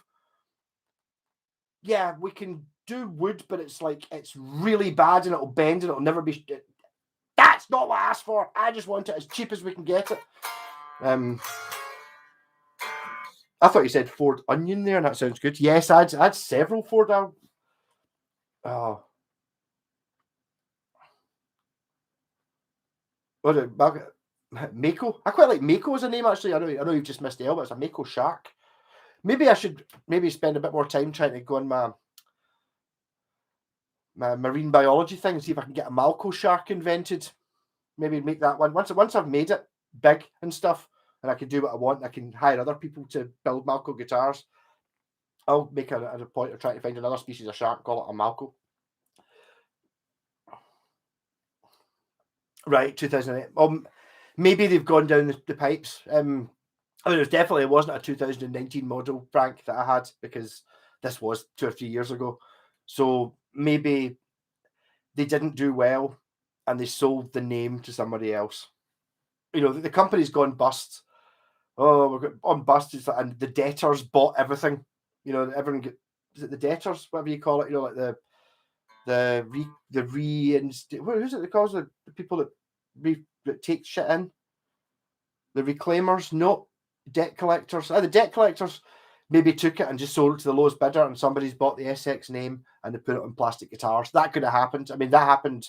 We're talking about Dayon there. That happened with them. Happened with Westtone as well. Westtone made, I don't have one on the wall just now. Matsumoku were originally a Westtone home brand. So basically, any Westtone you buy between, okay, they bought the brand before, anything between 1980 and 1986 is made at Matsumoku and is a pro level guitar. It's the equal of anything you can buy for £500 or more just now. Any one of them. After that, they went to Korea the way everyone else did with the Samick stuff. So it's fine for a few years. And then about 1992, they gave up.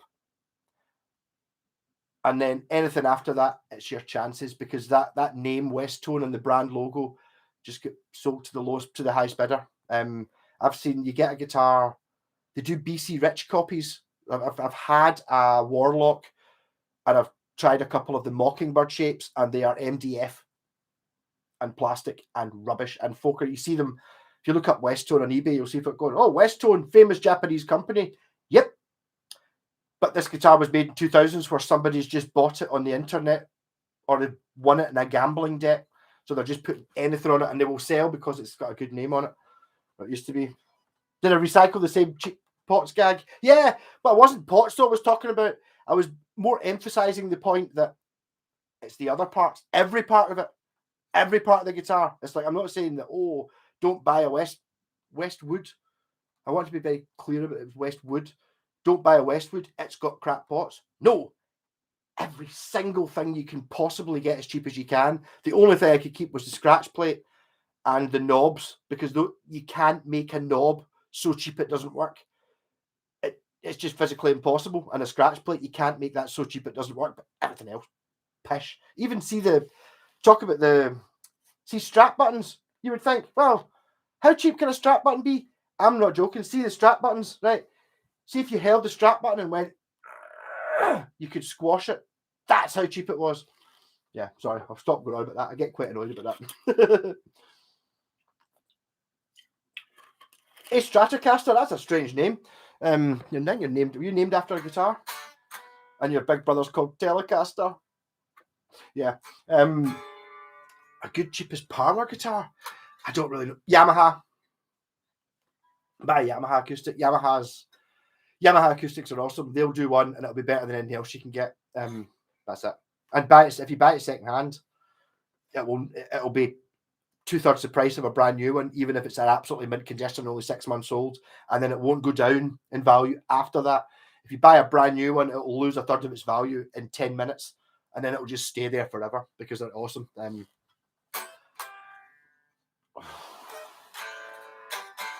See, I don't mean you're talking about buying a 77 Stratocaster acoustic. I'm scared of acoustics because you don't know who's had it. So an acoustic's very, very temperamental to huge temperature changes or being dropped or an idiot. Like basically everyone, maybe not so much nowadays, but back in my day, it's like I honestly had played the guitar for 2 years before I knew there was a concert pitch. I thought everybody just tuned the guitar where they thought it would sound good. My record player played fast, but that wasn't the point. So basically, whenever I was playing with anyone, whenever I had a jam, if there was a keyboard there, I was like, oh, the keyboard will tune to that because they can't tune that. But I didn't realize that there was an A that everyone uses. So a lot of these things have gone through that. So maybe it's pure tuned, 5 notes high or 5 notes low or what kind of strings are on it. And I mean, I had a bass for my first bass I had for like a year and a half. I didn't know you could change strings on a bass.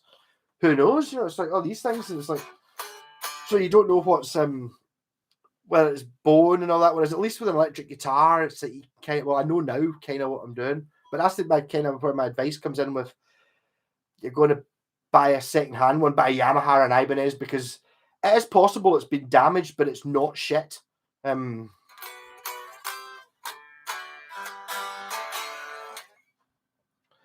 Guild not cheap. Maybe a Yamaha. I think I've not. To be honest, I've never come across a Yamaha that wasn't good, and it kind of goes towards Ibanez as well. Although some of the 70s Ibanez I've seen have been pretty shit. I had an Ibanez Rickenbacker bass that was terrible, but I mean, I didn't know what I was doing back then. But I mean, if you just buy like the basic one, Westfield Explorer, I bet you it's good. Yeah, the thing with the Westfield ones is like things like the Explorer are dead cheap. I mean, I've seen the Firebird a few times and they were always expensive, but that's because they were expensive new. That Westfield Explorer, I know you could pick up the Stratocaster for £110 or £119 or whatever it was. The Explorer wasn't that. The Explorer was 250, 300. It's just because it's got the Westfield brand on it, people think, Westfield, I've seen lots of Westfields on Gumtree for 50 quid, blah, blah, blah. I'm not paying £100 for that. And it's like, they're good. Ask Zach did a vid on Tonewoods. No, you don't want to talk about. You don't talk to me about Tonewoods. Well, catch you later, Neon. Enjoy Troon. Triggered with a Tonewood Pontiac. I know what you mean. I don't know, but I see the point of. I mean, you've already seen me raving about this. That's got an inch thick rosewood top on it. There's more the comfort in knowing that that's really flipping expensive to do that.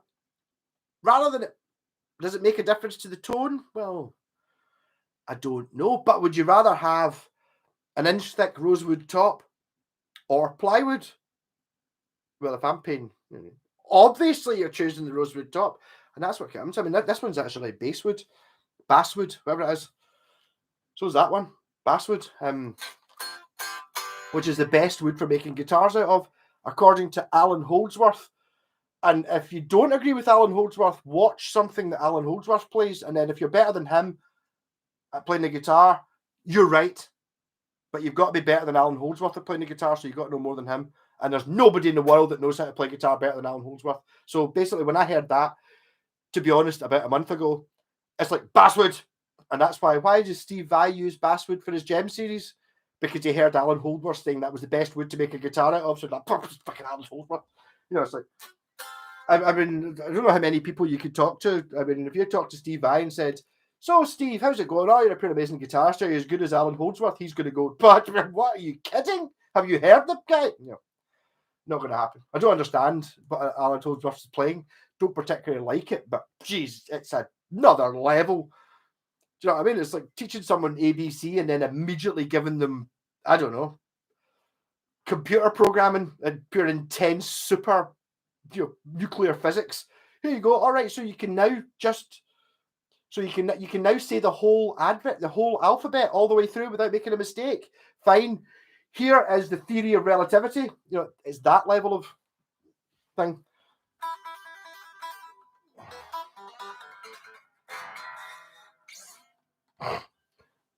Yeah, I had Dreadnought. It was great. Got a chance for a Fender Paramount.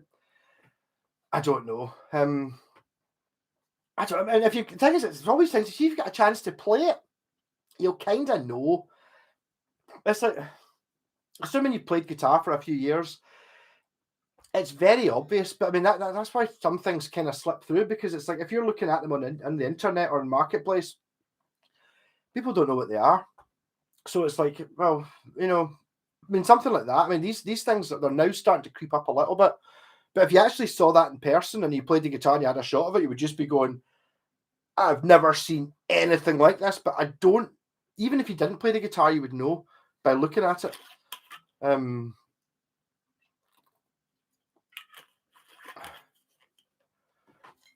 Stratocaster Fender acoustics are most I've seen of garbage.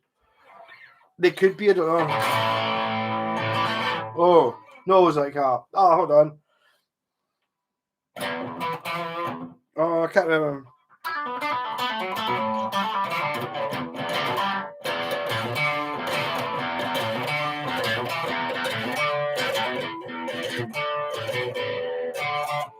I don't know. I mean, sorry, someone said, what do you think of Thin Lizzy music? Chinatown is my favourite Thin Lizzy album.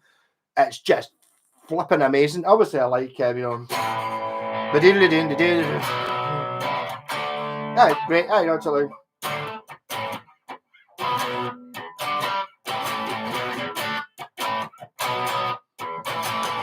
and as one of my great stories about being connected to someone famous, I was at Christmas when I was about 10 or 11, or maybe older than that, maybe 15, 16, something like that. My uncle Colin, married to my mum's sister. I went to school with the guitarist from Black Sabbath. No, you didn't. I did. I went to school. No, you didn't. I did. Black Sabbath. The boys are back in town. Oh. What was his name? Brian? Yeah, Brian Robertson. I was at school with Brian Robertson. Right. No, it wasn't Black Sabbath. It was Thin Lizzy. And it was like, yeah, so that's, but yeah, I mean, Thin Lizzy are awesome. But I mean, my favourite one is Chinatown with Snowy White on guitar. And also the one, the Gary Moore stuff's amazing. Pine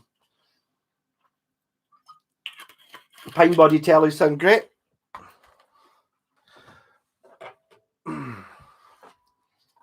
This is, out of all the guitars I've got Fenders, I've got Gibsons, I've got Washburns. This is the one I played a gig with. It is made of knotty pine from B&Q. It's an offcut. Okay, technically it's not a Telecaster, but you know, apart from shape-wise, it's an Esquire. Yes, pine bodies are awesome. The reason that Fender stopped doing the original tellies were pine, they had to paint them because of the knots in it.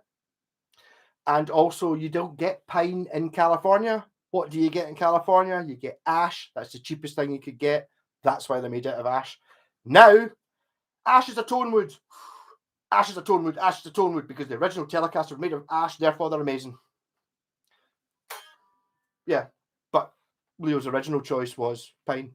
But you have to get that from Canada. His Blacktooth Fox hasn't said something, has he? I think I'd imagine he's here. Dick. Yeah, no, his computer's broken, so he can't actually comment. He always comments on it afterwards. Wow, someone from Shetland, awesome. I was playing an amazing. Have you ever heard of Pete and Diesel? Yeah, Pinball tells ago, completely good. Van Halen wanted to be a host. Yeah, but I don't think that there's anybody. It's like you can. No, and I don't think there's really any guitarist going to say they're the best in the world. Even I would even say if you went up to Yngwie Malmsteen, and I'm talking about Yngwie Malmsteen, right? And you said, "Are you the best guitarist in the world?" You go up here. Oh, okay, of course, I'm the best guitarist in the world. Up here. Are you better than Alan Holdsworth? He would go, "We're not doing the same thing." Yeah, not that I've heard that much. Poor non-musicians that attend that concert. I sort of understand. To be honest, watching his stuff, I've only ever heard a couple of songs. It was my pal Scott put it on. So you never heard Alan Holdsworth? No. Because he likes the Ibanez Blazers, basically kind of very similar to that, or the Ibanez Roadsters. He's had a signature model. In fact, actually the Yamaha Magic Stomp that I've been selling. And it's like you watch it and you just go, I mean, I'm not saying you can hum it. You know what I mean? You can't hum it, but it's just like, what the? And his fingers, he's got more fingers. So he's playing, you go, that's kind. He's playing yeah, that's, it's like a G bar chord, that's fine. And then this finger somehow's here.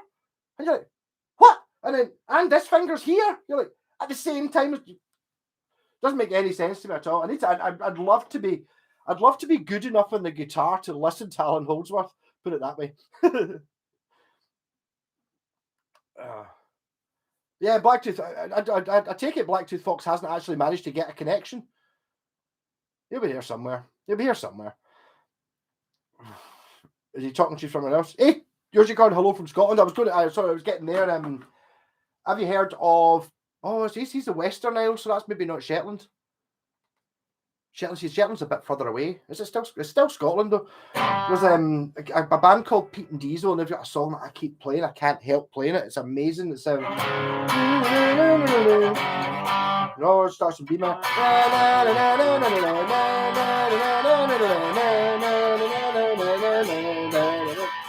Are you from the Isle of Arran? I can see them back in color. Are you from the bastard brothers of the right? It's amazing, and I absolutely love it. And I did actually. I sang it for my girlfriend earlier on tonight, so I must have the bit of paper with the words on it, but I've lost it. Check out Pete and Diesel, My Islands. I know you're Shetland, so you're maybe not the Western Isles, but it's kind of close. You're just fits in. Shetland's, and obviously I'm mixing you up with Orkney as well a little bit. My wee brother lived in Orkney for a while. I think he was the only film production person in Orkney.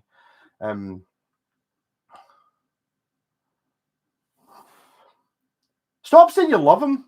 Call him a bastard because he can't reply back. Blacktooth Fox. He's hilarious though. Nice guy.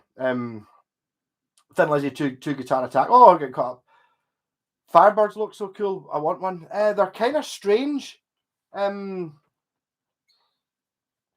built one without ever having played one. I drew around my pal's Thunderbird bass, made a Firebird. Only relatively recently fixed it, actually, made it work.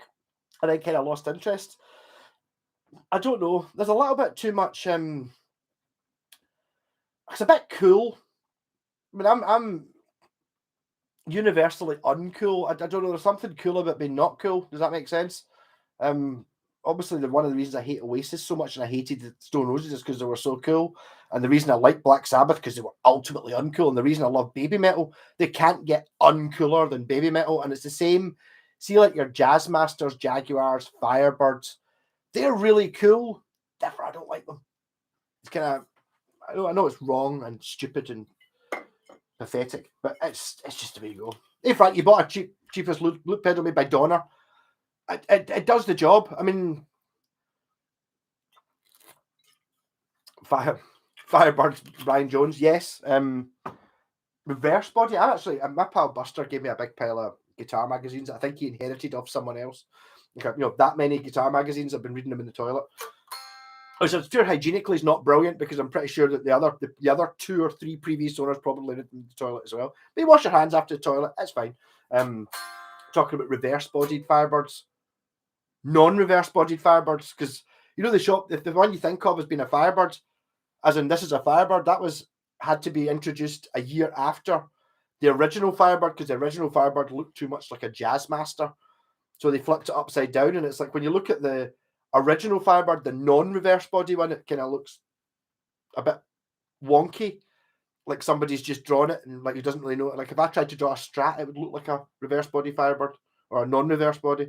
The one we all think of as a Firebird is the reverse body where they flipped it upside down and it suddenly looks really cool.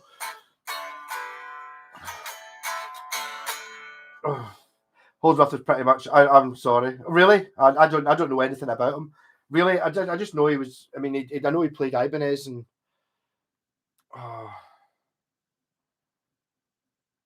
Being uncool is the basis of hipster indie rock culture. Contrarians. Oh well. But then that's obviously uncool. I mean, I'm super uncool all the time. As soon as anyone else likes what I like, I don't like it. Don't know. I don't know. I know what you mean, but you're talking about being uncool to be cool. Therefore, that's why you have like a you grow a beard and you wear glasses with fake with just plain glass in them, so that it looks like you've got glasses on, and you like Apple and all that stuff. I don't know. I'm pure. It's not racist, obviously, because it's not an individual race. You can be any color and a hipster, but never heard of Malmsteen. Malmsteen is on him. The guy's hilarious. I like the guy, and I love 1.5. No, but okay, I'll give him 2.5 songs. Doesn't matter which songs. Any two. He's amazing at doing the sort of neoclassical metal where he's playing like really fast violin passages on a Strat, and it sounds amazing. When it gets to the second song, you start going, kind of had a bit enough. When it gets to the third song, you can't be bothered with it anymore.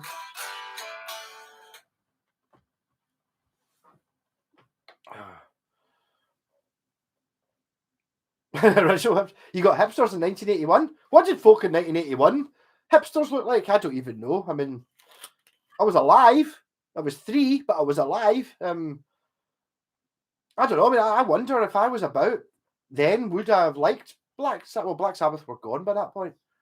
Do you mean, I'll be totally honest. I did not know. It was one of my YouTube videos. I played a Black Sabbath song, and I couldn't believe how many folk commented. I was like, "What? You guys have heard Black Sabbath?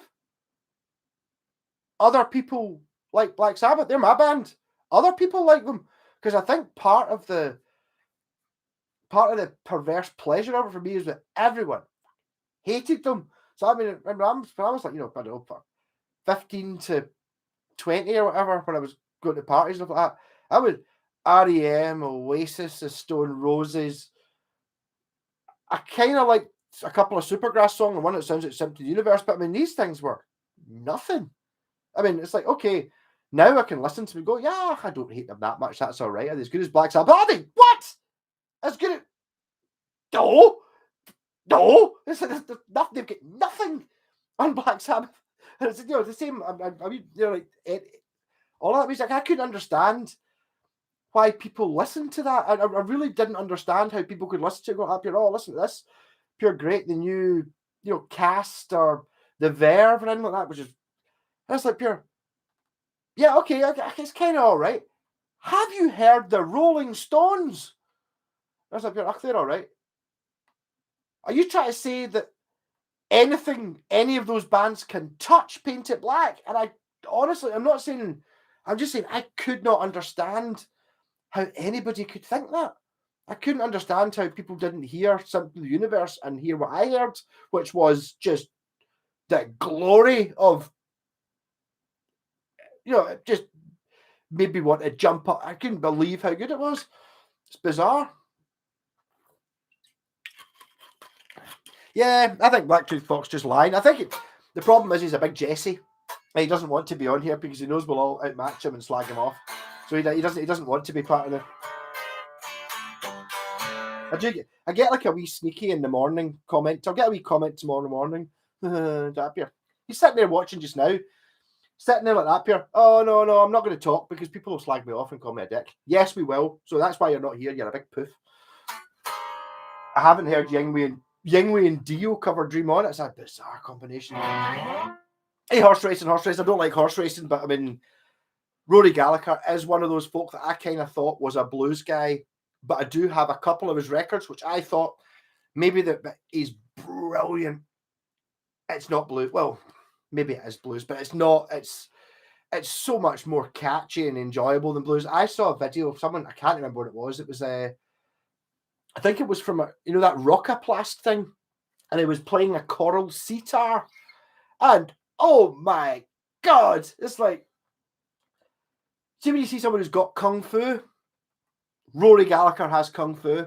That's kung fu, not as in the fighting style kung fu. That's not what kung fu means. Kung fu means that you're absolutely in sync with it. So you can have kung fu when you're like a butcher can have kung fu, where you see them and he's like pure chopping up the meat and he's not touching the bone and getting perfect fillets, or like a fisherman. It's just when you get to the point of an absolute mastery of something.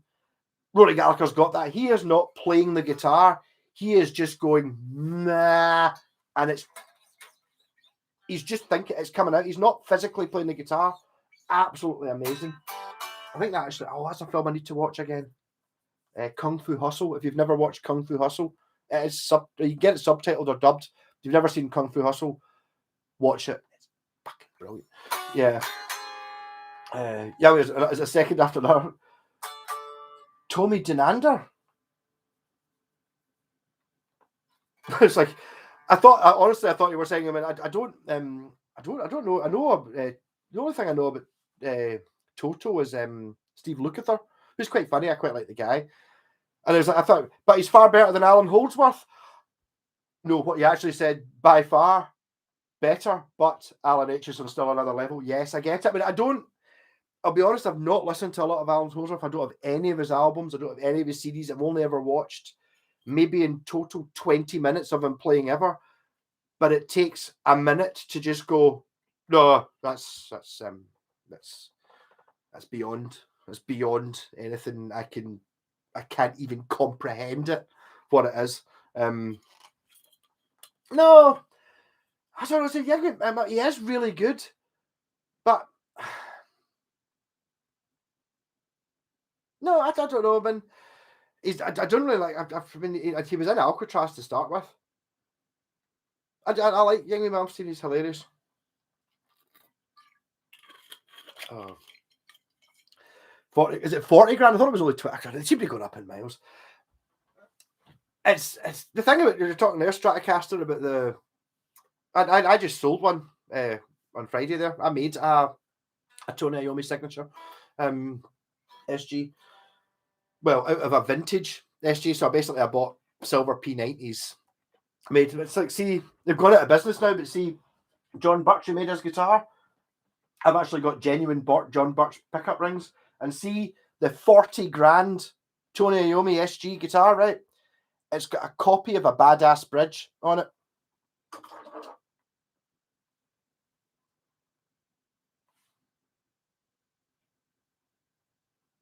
Why is that reading backwards? It's not. That is what's on Tony Iommi's guitar, but they couldn't afford it for the 40 grand one. See, the thing is, I would rather have a 1969 Gibson SG or 1968, whatever it is, an SG Special. I've often said, this is before that guitar came out, if there was any guitar that was like £1,000 I would ever buy, like a proper vintage one, it would be a 2P90 or a Gibson SG Special from the late 60s. Pete Townsend played one, and Mike Oldfield had one, and Tony Iommi played one. That would be the one I would go for, and they're not that expensive. When I say not that expensive, they're way more expensive than I would pay for a guitar. But if you're talking about it costs $2.5 grand for a new Gibson Les Paul, and you can look in the wall and there's 20 of them, and if they sell 1 million a year, or for 1,500, 1,600 quid, you could buy a Gibson SG the same as the one that Tony Iommi started with from 1968 or 1969. That's the one I would buy. I wouldn't spend $2.5 grand on a new. They're not that expensive. Oh god! The big criticism of Mozart was the time was too many notes too fast. Sounds like some metal guitars. Yes, I can see that. I take it, Bontac, you've seen Amadeus. If you haven't, just stop watching. I mean, Amadeus is one of the best films ever. This is before I knew anything about music. Did I maybe like the Stones at the time? Possibly. But see the bit where Salieri's reading the paper? He's like, Mozart's pissed. He's passed out in the bog, drunk, and his wife and his girlfriend's trying to sell. Oh, here's the symphony he's been writing. And Salieri's round going, oh, and he's bribed her with chocolates and stuff. Is that reading? Is up here? Yeah, what is this? Oh, this isn't copy. This is the originals, right? He's reading it. He's going up here. A flute, okay. An oboe. No, you can't have an oboe. No. It's up here. A minor seventh? No. And it's like, boom, boom. You can hear the music because he's obviously reading it off the page. That fucking blew my mind. Oh, it's ridiculous. Oh God, I'd love to Frank see, it's one of those ones that I've got a chance of playing it if I get the first note right. That's not even crazy, is it?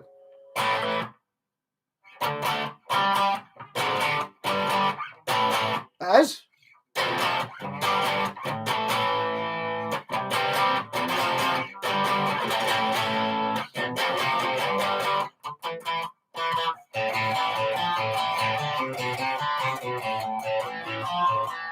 More distortion.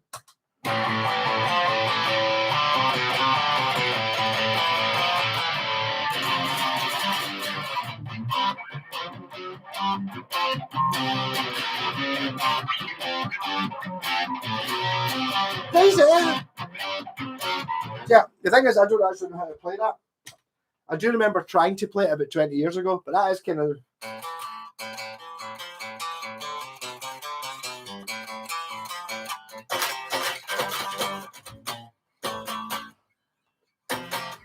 The bass player and Bob Daisley on the bass is stunning. And it's like, although you think, oh yeah, Randy Rhoads, blah, blah, blah, amazing guitars. Yes, but see if you listen to the bass is playing quite a lot of that riff. If you put in a normal bass player, that riff is not there. It's got to be Bob Daisley giving it this bit of bam, bam, bam. It's such power. It's amazing. So a lot. Starbucks was about in the 80s. I didn't know that. To be honest, the first time I ever heard of Starbucks was in the Austin Powers film, where Dr. Evil had gone into he'd gone in orbit or something to hide for 40 years. And it's like, yeah, so what did you do with all my evil empire to number two? And number two's like, well, we invested in this and this and this, and we've turned your $2 million empire into $2 billion. And he's like, right, so what evil have you been doing? And he's like, no, we've made money. We've invested it wisely. And he's like, no, we want to be burning people and killing folk. No. That's the first time I'd ever heard of Starbucks. I don't even drink coffee, so it doesn't make any difference.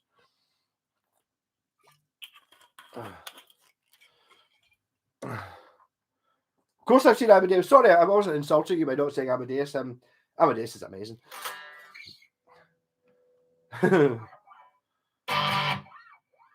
Still waiting for a drum review?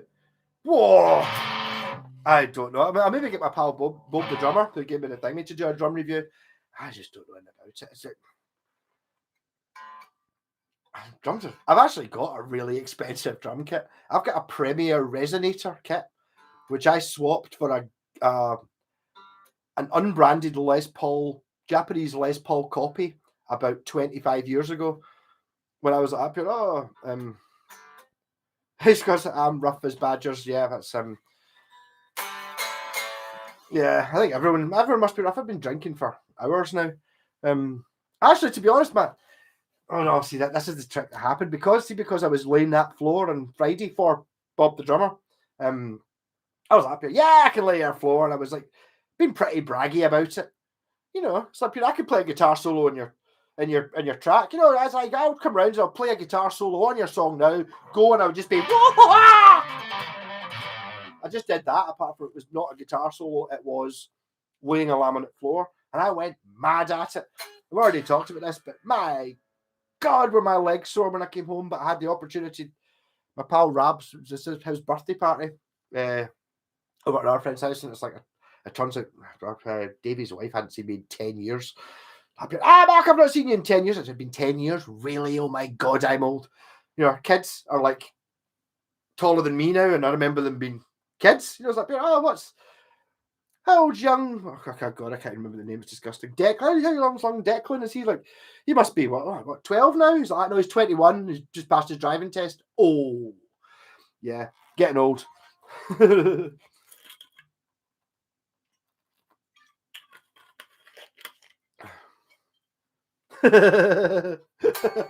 feel bad dressed up like Duran Duran in high school in the 80s. Was in Texas. Wow. See, the thing that's always got me, it's a very different, that whole 80s thing. What was the thing that pure blew my mind? It was Tango and Cash. You seen that film with Sly Stallone and, oh God, he's pure amazing. My favourite actor ever. Snake Plissken. Aye, you know who I mean. Why can't I remember his name? Kurt Russell. Yeah. And there's a bit where I think it's Sly Stallone's sister is dancing to I don't know. I need to get the first note. There.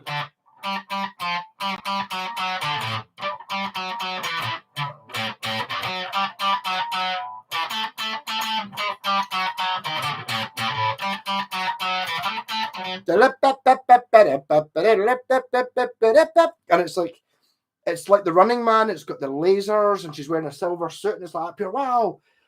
I can see that, it's like how that's pure huge sounding, because that was the first time I'd heard that song. It's like pure, oh, massive, massive, and then you see it on like Top of the Pops from 1982 or whatever it is, and it's one geeky guy playing a fucking Moog Rogue and a fat girl singing. That's it. And it's pure tinky, and it's done with less equipment that I've got here, but it sounds so huge. It's kind of really bizarre because the synth stuff from that era was so done in a garage by everyone, by just kids who were dicks and didn't have any money. It's like so powerful, and then when you see it and like the way the Americans hear it, it's like you're massive. It's like Bon Jovi, Flames, massive stage and stuff. But no. What you find is it's some geek sitting there like that with a reel-to-reel tape recorder and a mono synth and a girl singing. That's it. Pure bizarre.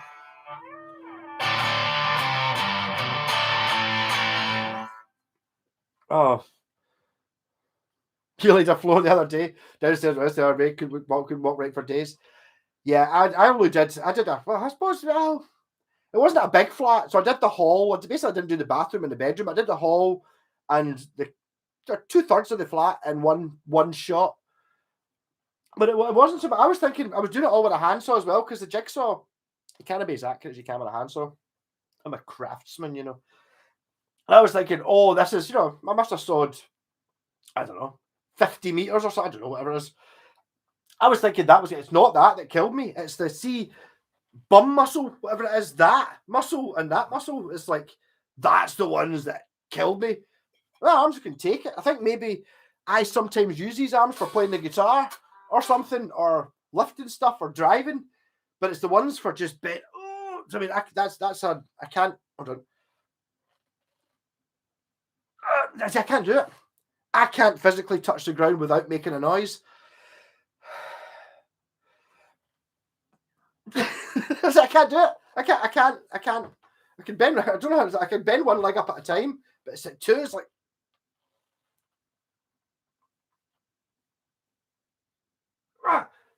I didn't. I still made a noise. It's when you get to the point where I can't touch the ground. See, if you said, "Here's £10 right now," you've got to touch the floor and not make a noise. I don't think I could physically do it. Do everybody hate pop music? Pop music's awesome. Pop just means, I don't know, and it depends what you mean by pop music. Pop music can be anything. If you look at the original Pink Floyd albums like Atom Heart Mother and Metal, it says on the back, file under pop music. And if Atom Heart Mother is pop music, then anything is pop music.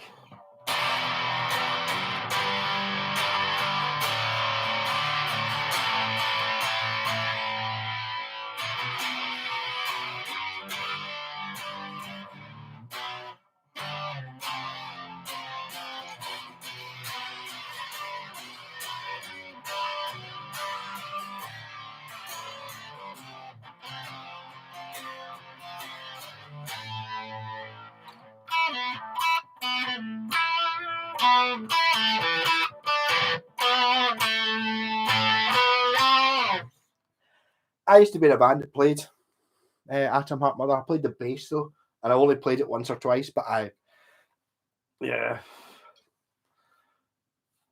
Black metal or death metal? Really? I don't know. Do you like baby metal? Because they kind of have that. I can play one. The only one song.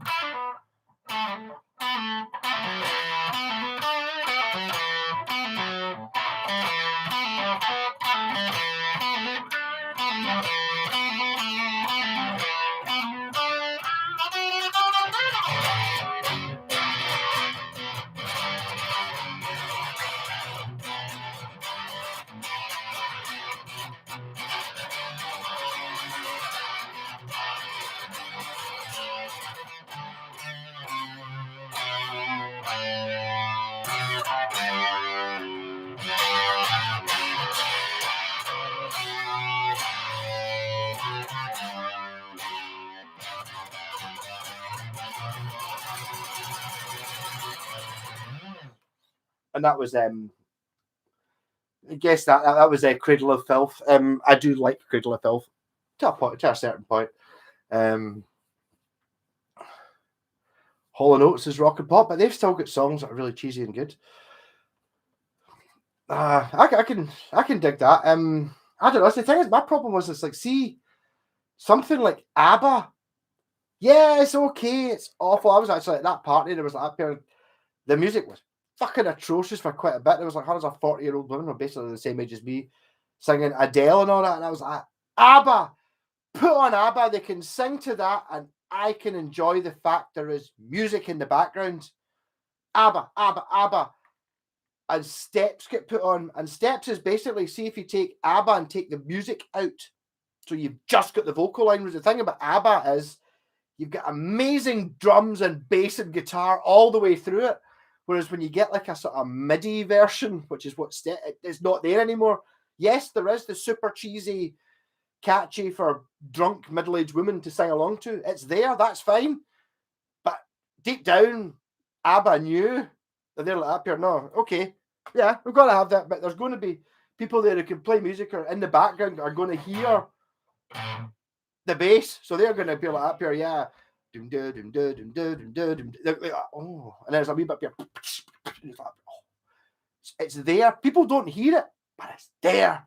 ABBA, musically awesome. Obviously, I don't know well how much of it the actual two guys in the band played, but I mean their session band were fucking top rock on.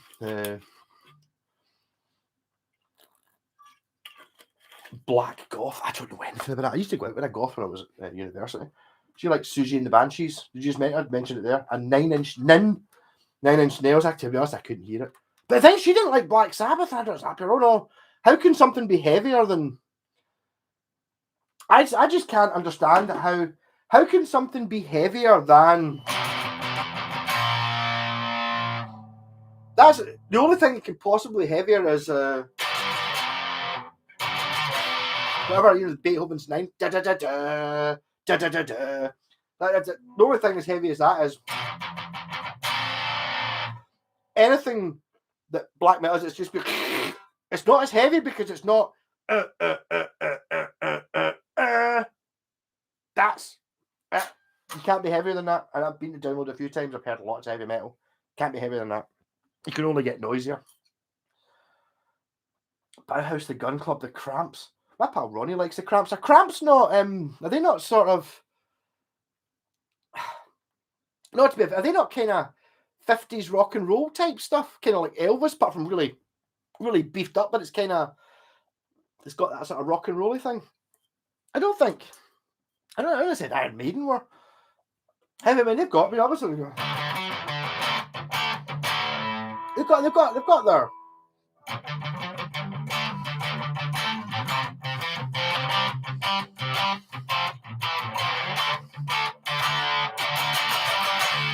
I do like Maiden though. I don't know. I didn't. To be honest, I only knew like 2 songs. No. By the time I went to see them, I saw them in. The Matter of Life and Death tour, and that's like 2000. It can't be as late as 2010. It might be 2001 or 2002 or something like that. I don't know. Whatever it was, that was really when I got into them. But I had the Number of the Beast album, and there's two pure amazing songs in Number of the Beast that are miles better than all the other songs. You go, shit me, go on. Everyone loves all the other ones, but for that one, it was like, yeah.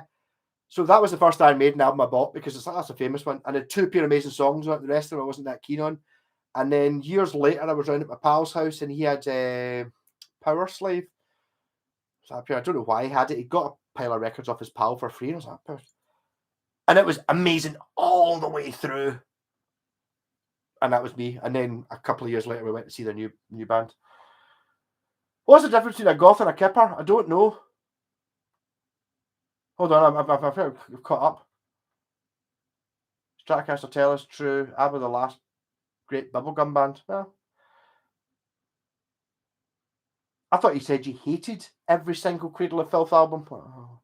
Yeah, I love the one that I saw. I had a DVD and it was what's the green one, and I thought the keyboard player was a drunk. But then in the video you see him and they're like in, I don't know, Berlin or something like that, and he's written the score like it's all orchestral. He's written the score and you can see him in the recording booth when you've got the orchestra playing, and he's pure. Yeah, it's like those guys aren't playing and all that, and it's like because he wanted all the orchestra to play. Everyone is that, but you've not written a part for him. Those violin players aren't playing just now because he wanted obviously to make it heavier. Every single person has to be playing right now. I actually saw Cradle of Filth on the Nymphetamine tour. And they played Downloads 2-3 years ago, and they were on during the day. Daddy Filth came out and he's like, it's that yellow thing in the sky. It burns. What is it? And they actually had Marilyn Manson came on and sang a song with him, and he was just shit. But I mean, they were good, and they started off with Gilded Cunt. Gilded Cunt. And nobody liked it. It's amazing how fashion goes. Because I was sitting there going up here, yes, the Filth, here we go, one of the bands I've heard of, and everyone was just pure talking and not interested. And it's like pure wow, it's so fashion, what's cool driven. Because I never thought they were cool. I just liked what I liked. But it was not her. I know her Ghost in the Fog's a big song, but the one I liked was a because it was just on some random CD. I used to do press ups in the morning before I went to work to that. And I was so impressed when I saw them at the Academy in Glasgow because I kind of always assumed there was two singers. Like a low voice singer, and then a high singer, and it's the same guy. He just goes, and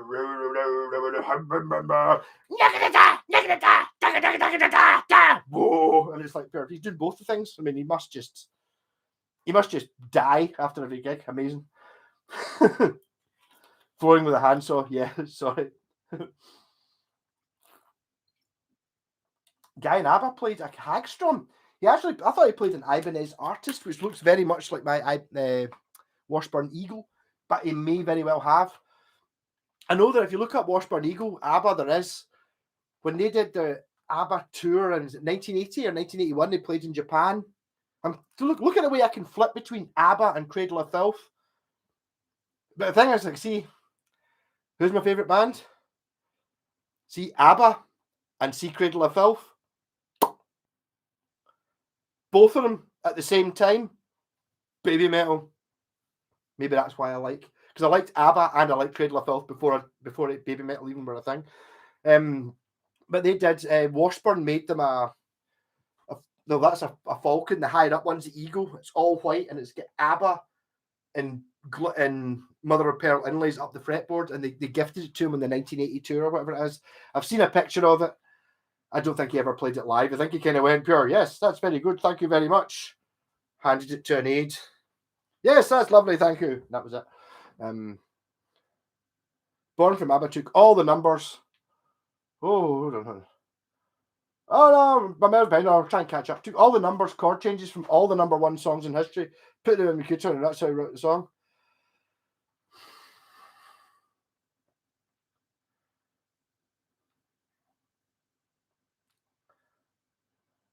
I don't believe you, Pontiac, because you didn't really get computers back then. I mean, the problem with ABBA is that, see, some of the translation is terrible because some of their best songs have the worst words, and it's like, I'm not really one. When I like baby metal, they mostly sing in Japanese, so I don't even know what any of the singing is.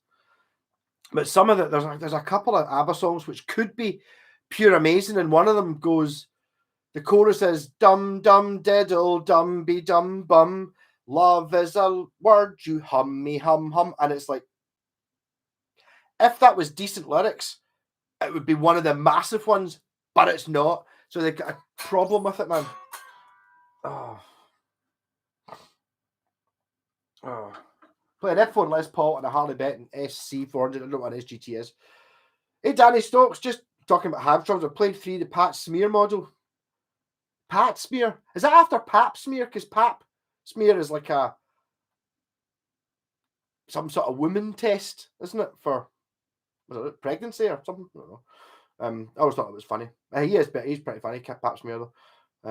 But I will always call it Pap Smear because it is some sort of thing that I don't really understand. Power Slave is their best album. That's I think it's amazing. I mean, see my 8-string bass. See, not 2 Minutes to Midnight's Aces High. I could do a killer version of Aces High playing the 8-string bass, where basically the 8-string bass is playing guitar, bass, and drums, and I'm just singing over the top of it. Na na na na na na na na. 10 me 109s out of the night. I can't. Awesome. I always like Bruce Dickinson's good. I remember the mid-70s. I don't. When metal changed, the drum beat became 1 2 1 2 2 1 2, and the guards all played triplets as counterpoint.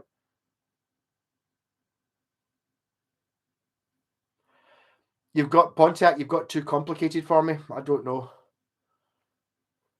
If you look at when you go back then, I never heard later. See, like later 80, like basically Iron Maiden kind of cut into this situation. My thing with metal was Black Sabbath, and it's like I was kept hearing heavy metal, and I heard even Iron Maiden as really trebly, and even Randy Rhoads, it wasn't. Oh, you know, like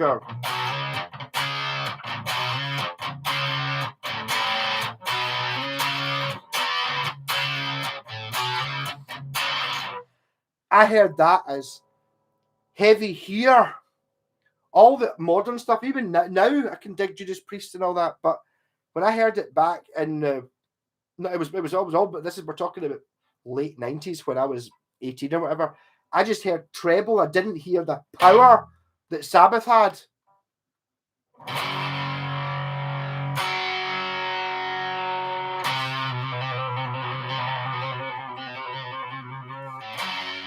Okay, it's not as fast as.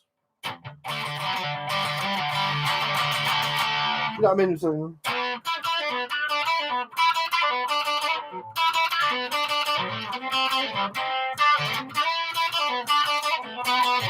yeah, I don't know how you play that one. I know. So I don't know. I don't know what you're talking about when things started getting a bit in the mid-70s. I see Sabbath were behind because Sabotage 75. Okay, maybe.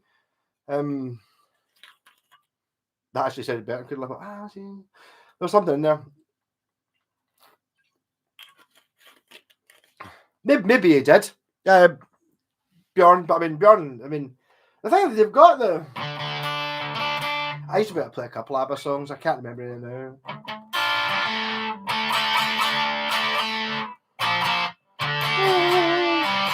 Oh, if I could. Geez, I should remember so.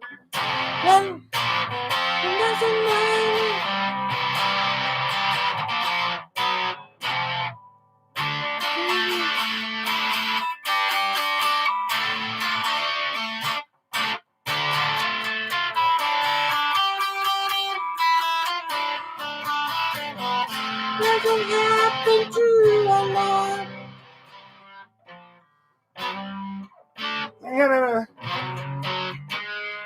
But that's an amazing song. Oh. Maybe Bjorn did, maybe he did, but that's They're all in D, but they're so damn good, and they've got like a really, really, really good bass player, and the rock guitar is amazing. I'm not saying I could listen to entire ABBA albums, but they do have. There's definitely some music in there, and it wasn't Bjorn. He was just a pretty boy at the front. Benny wrote all the stuff, and you know it. Intermezzo number 1. Dun, dun, dun, dun, dun, dun, dun, dun, dun, dun, dun, dun. Amazing, and obviously, to be honest, both the girls, both of them, definitely, especially at the start anyway. But I mean, let's just be sexist. Stuff it. Fuck it. Too much info. My excuses. No, no one. Am I caught up yet? I'm going to have to try and.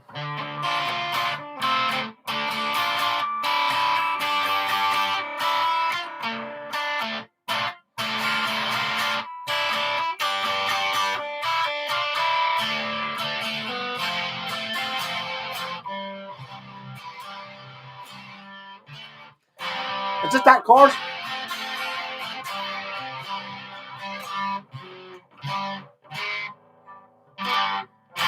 If I could get that one.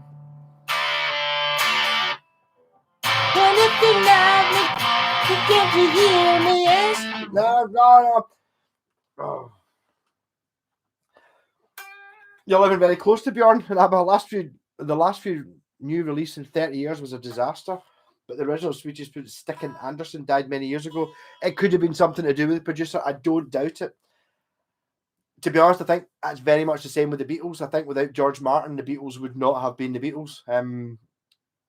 They needed someone very clever. And I've never heard Nina Plitty Baralina, my favourite ABBA song. It really could be. Hey Scott, how's it going? I'm pretty much drunk now. It's like, so say whatever you want. Doesn't matter. There ain't no holds barred. We're talking about ABBA and we're talking about Cradle of Filth a minute ago. And I'm saying, if anyone here hasn't heard Baby Metal, look them up because they are ABBA and Cradle of Filth. The clever bit is they do them both at the same time. And then there's a reggae bit. And then there's something else. And then there's some folk music. And then it's back into the Cradle of Filth and ABBA at the same time. Amazing. Yes, Benny's amazing. I saw an interview with Susie Quattro. I mean, honestly, whoever it was that decided to give Susie Quattro a bass and a leather jumpsuit, it's like, I mean, I remember seeing her when I was down in the 70s and just going, oh my God, what is that? It's like, I want that. It's like, we're just fantasizing about Susie Quattro. To be honest, you would still get it, but I mean, really, so like the pure short girl with a bass. I mean, my girlfriend, I built a flying V bass, and she said as soon as I saw it, I was like, I want that, and it was like, oh yes, this tall flying V bass, which is the same height as me. There's nothing sexier than a 5 foot something girl playing a full size bass. I haven't got her a leather jumpsuit yet, but I will. Oh. I mean, it's the same. The thing about the ABBA bassist, it's the same person. It's the same band for all of it. I mean, it was the ABBA band, and I think even when they did the live tour, it was that band. Okay, there were session musicians and stuff like that, but they were ABBA. They weren't, there wasn't the 4 of them, but I mean, it was ABBA.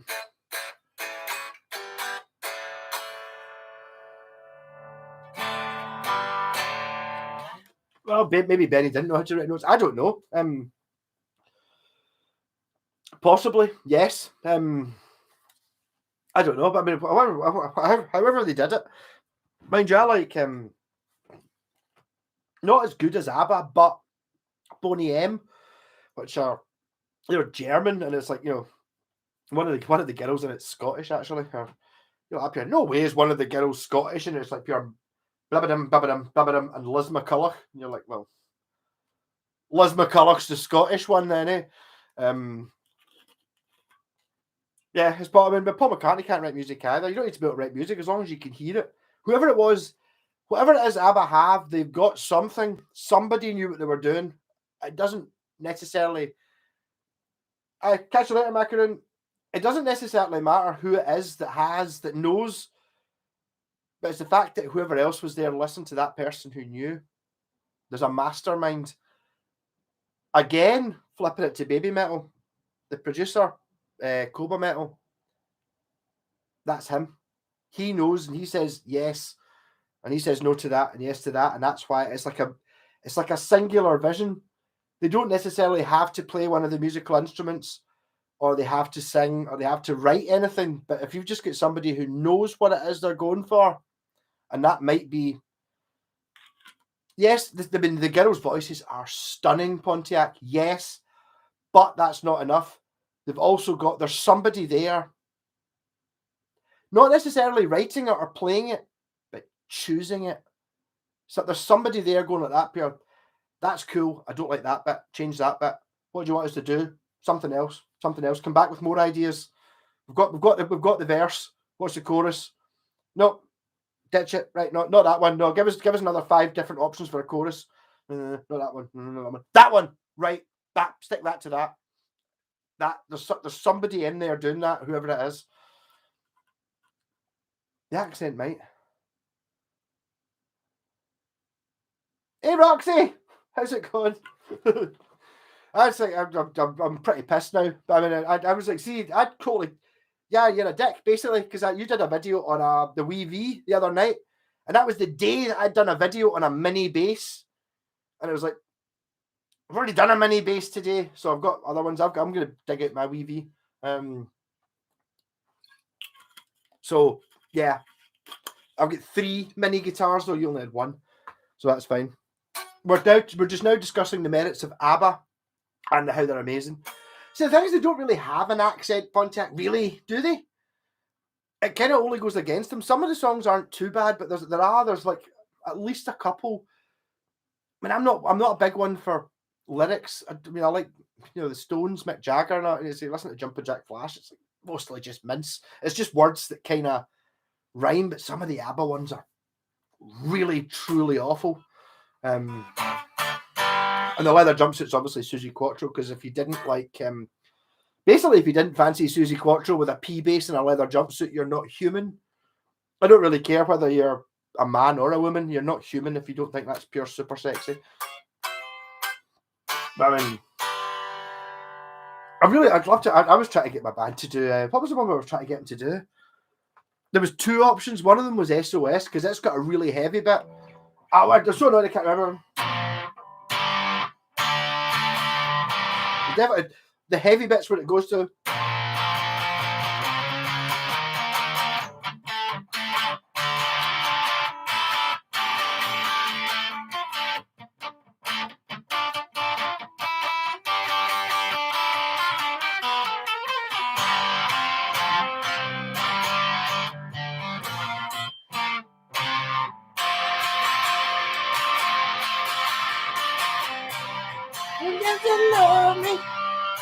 Can't you leave me as SOS? Then it goes, when you're gone, you can try to go on. As you're gone, you can try to go. I need to try and play it a bit less. I need to try and I'm going to learn. I'll learn how to do an ABBA song, so I can do that. Does your mother know? That was the other one, because I could totally. I was like pure. I was like pure.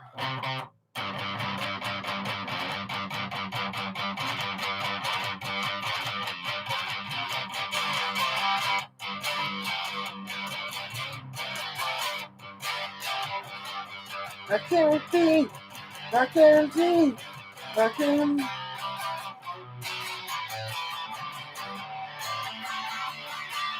I can't.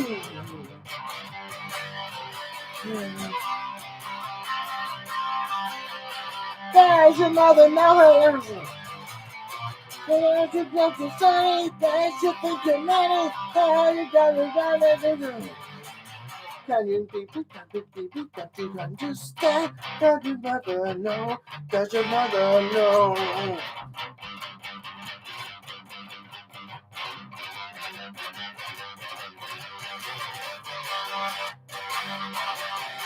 See, any song you can play with a distorted guitar that you can pure kick it, I'm drunk just now and can't remember it.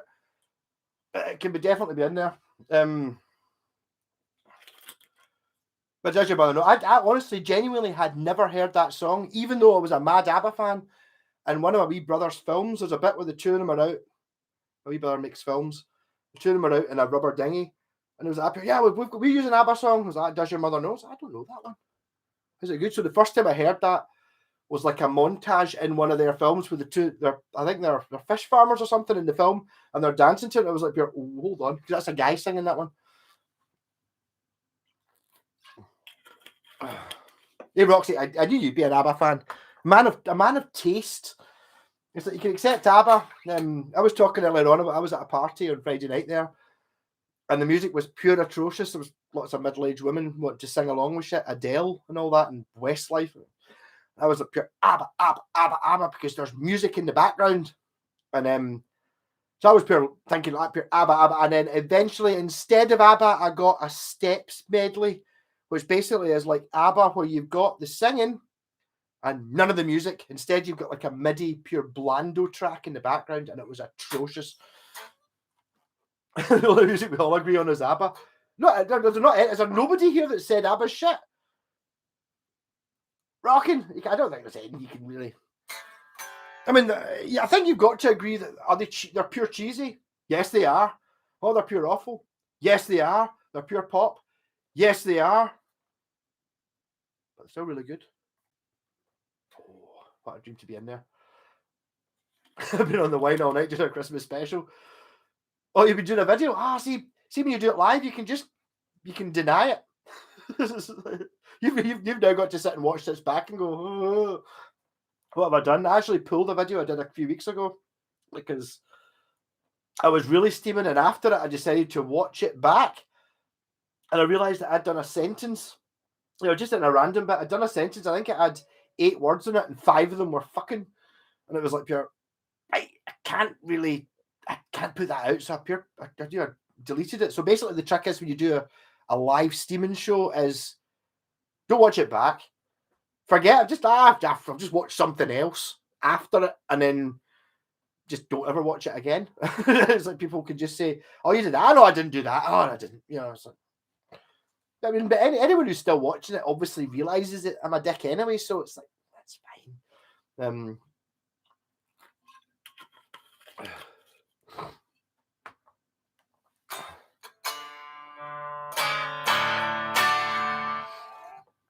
I play in a band called Cranking House, which is me on guitar. It's a 3-piece, but I've got a singer as well, Pat, who's mental. He's like, I was like, oh, it was quite funny actually. The last gig, they won't be watching this anyway, so it's fine. But we did a double header gig at the Ali, the drummer in Cranking House. He's got like a barn and he lives out in the middle of nowhere, and it was his like sort of retirement so I don't know, just basically an excuse for a pickup, and it was a piss up, and there was 4 bands on. First band, Ali's in a punk band. Second band, Cranking House, which is me on guitar, Pat singing, pal Nick on bass. Third band is a Led Zeppelin band, which is again Ali. So Ali, the guy who owns the place, is playing 3 bands in a row. Pat the singer, my pal Ivor, and my pal John playing guitar in the Led Zeppelin one, and then the last one's the Black Sabbath band with me on bass after the end, and a different drummer. So we worked our way through that, and it was just amazing. It's great fun.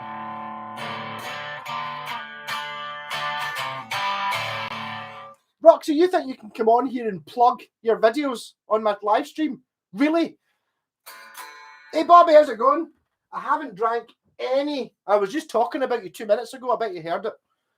I haven't drank your Malco bottle of Bucky wine yet. I'm going to wait until this is the last bottle of Bucky I've got. I've still got one from a couple of weeks ago. I was just talking about the gig we played down at see, Bobby sounds a bit weird. The thing about calling somebody Bobby is it sounds like an offence because Bobby is your Willie, and Scotland's like, oh, get your Bobby out as pure, oh, my Bobby. You know what I mean? So it's like when somebody actually says that's my name, I call you Rob. And yes, it's like, again, I've talked about this earlier on. I'll give it another go. Right, I'm going to try and touch the floor without making a noise.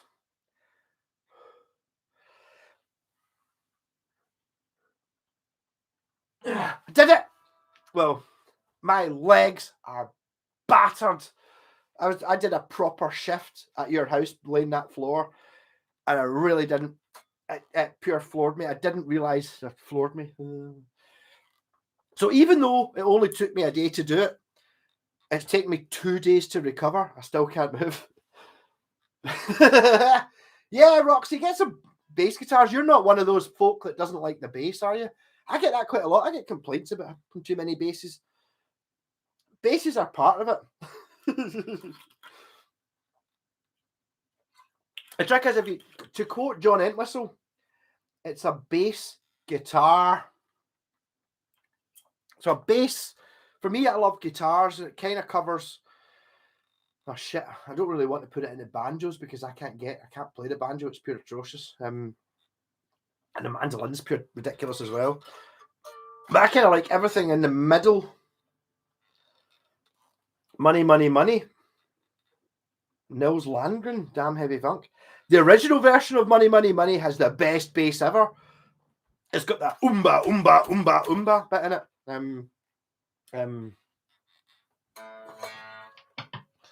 It's like, I'm drunk, right?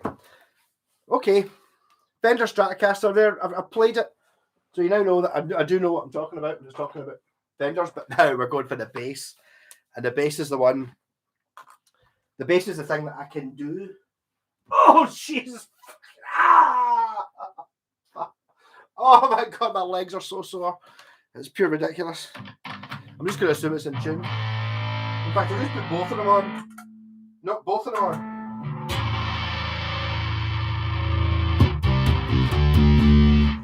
Right, now to try and remember how to play Money, Money.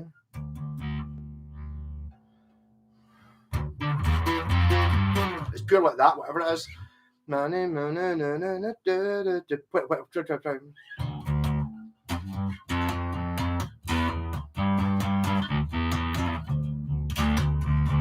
Maybe a bit less distortion.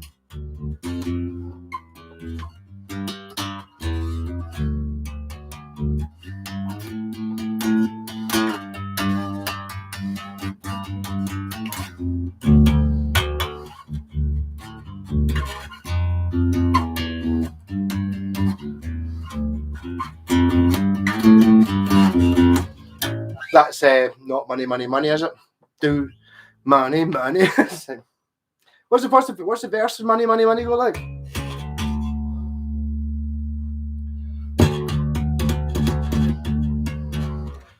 No, you can't get out of it now, Roxy. You've already been offensive. You can't be like pure amazing the bass. I need to learn how to. I need to work it. Remember what Money, Money, Money go. What's the verse go like again?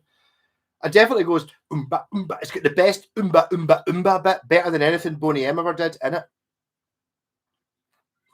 And I definitely had a shot, and we're going back more than 20 years. My pal had an 8-track cassette machine, and somehow it managed to put on a like a normal cassette 8 tracks, and it was Money, Money, Money was the song that I did. It's like pure Man After Midnight. Yes, you're right. No, it is the right song. But you can very easily change it so you're not gay to Woman. Gimme. No, that's Gimme. You're right. That's not the right song. I'm sure there's another bit in Money, Money, Money. Oh, pure Money, Money, Money. No, see, I'm now singing Man After Midnight. No, money. That's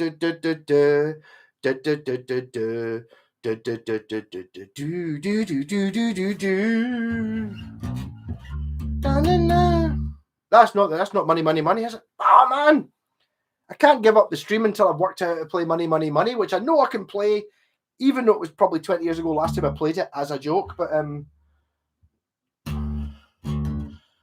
money. I've now got man. I hate you, Dava, for putting in Man After Midnight. Gimme. It's not gimme. A Man After Midnight. There definitely is. In a rich man's.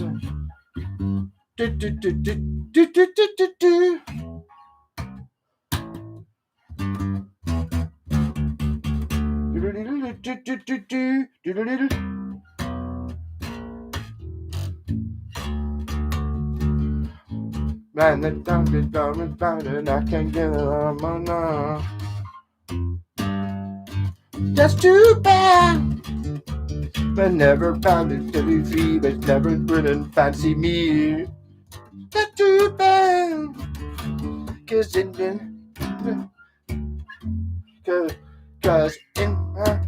I see, yeah, you're right, I've got it in there.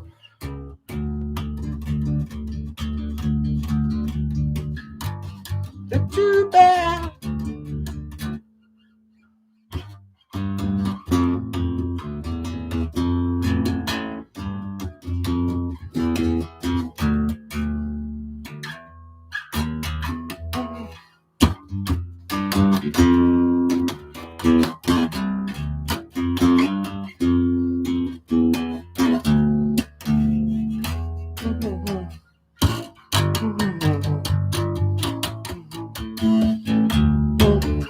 Money.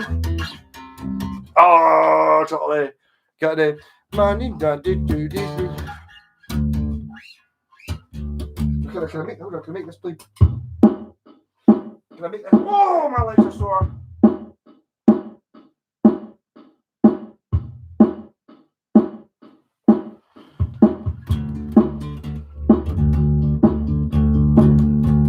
They're always in D.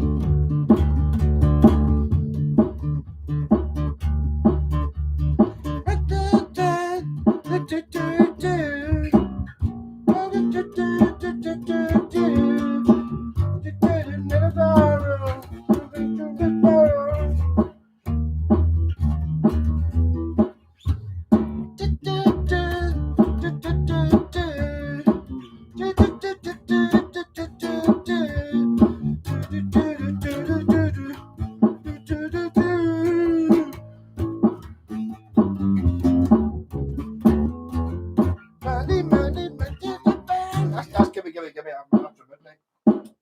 I'm getting them mixed up. I should really stop playing the bass drunk and actually. The thing is, it's really annoying. See if I could remember in my head, I could play it in the bass. It's pure like that. The bit of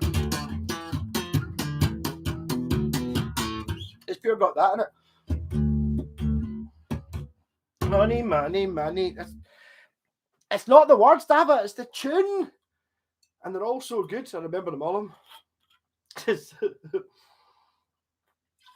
Money, man, money, money, money. Oh, hold on. Money, money. Must be funny in a rich man's world. Do money, money, money. Do must be funny in a rich man's world. To be free, then Mr. wouldn't fancy me. That's too bad. And I can turn it on and I can do it at all. That's too bad. Just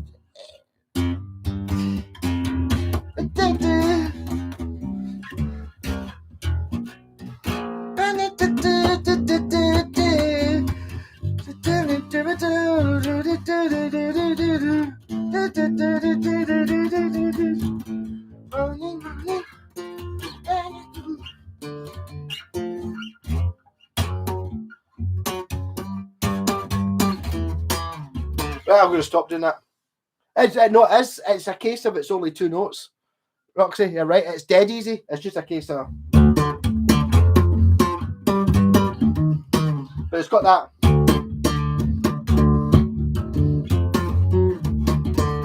It's just a case of remembering what it goes like. Hey, Craig, how's it going? Yeah, we've gone ABBA. I got to almost the whole bottle of Bucky in 2.5 hours, and then it became ABBA. Because ABBA are awesome, and we're all arguing about music. We were talking about Cradle of Filth earlier on, and the Cramps and all that, and then it became to ABBA, and it's like everything. You might not like every ABBA song. They've got some terrible songs, but that's always like there is an ABBA song that's good. And the thing is, it's like I know that if I stuck it on YouTube, I would get it in 2 seconds. I'm pretty sure I used to be able to play it. It's that bit. I just don't know what the notes are. It does that.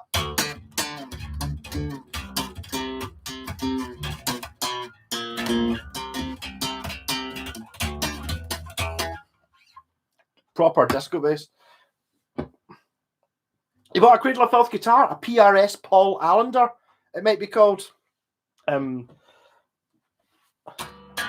went through I do still genuinely quite like Cradle of Filth. The last record I bought was a record, and it was a double album, and one of the records was like yellow vinyl and one was green vinyl, and it was really crazy because it had, they went mental at the start. Like when Cradle of Filth were big, they're not now, but when they were big, I think the Amphetamine was their last sort of, they were still quite big and cool, and then after that they became not cool, but they were, I dare say it, almost going in the ABBA way. There were songs they had kind of disco, and obviously they were trying to be shocking. So how do you shock someone who's listening to Cradle of Filth? It's like you shock them by putting in ABBA type disco bass and stuff, and it kind of is on that last record I bought, and we're probably talking 10 years ago. I can't remember what it was called.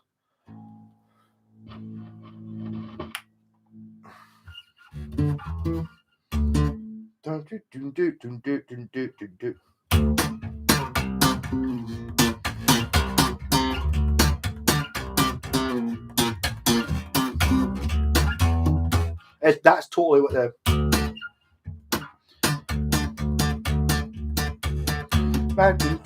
on my mind, no on my mind. That's too bad. Can't see me. That's too bad.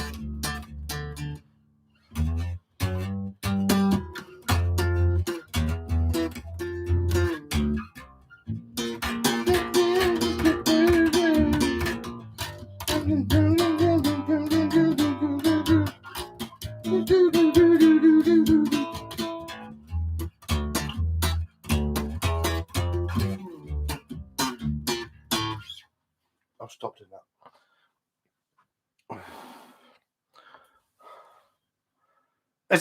I totally do almost have it though. That's the right notes. I can't, because I'm drunk, I can't bend my head round playing the notes and the singing at the same time. It becomes too difficult. Sounds like Girls by Damon Albarn. That's quite offensive, but to be fair, the only thing I don't like about Damon Albarn and Blood in general is the pure singing, which I can't deal with. The singer in the first band, Pure, loved it. Yeah, it's like when Girls Are Like Boys. The song, the bass is pure amazing. That pure, and then in comes the pure,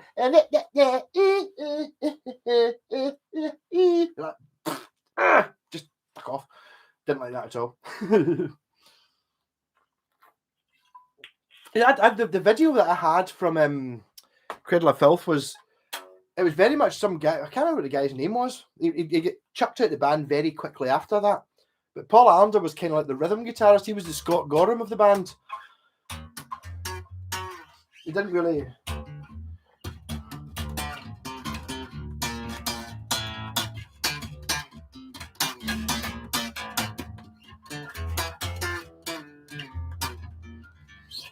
That really shows you why I got drunk. You don't need money when you got love. Love you all, or maybe that's the beer talking. Yes, like it's a joke. That was kind of. It's like all the best bits that I thought. Oh, yeah, but you have to hum it to me. You hum it to me before, I knew it. Wonder Woman, ba do do do do do do. It's not just like.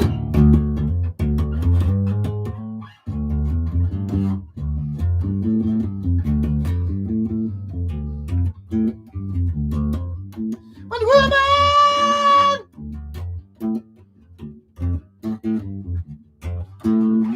Beastie Boys bass. Beastie Boys. Oh yeah, totally.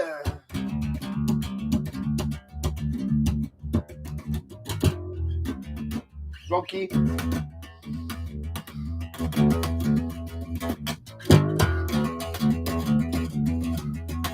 Ah! My God, did the Chili Peppers bump that now that I hear it?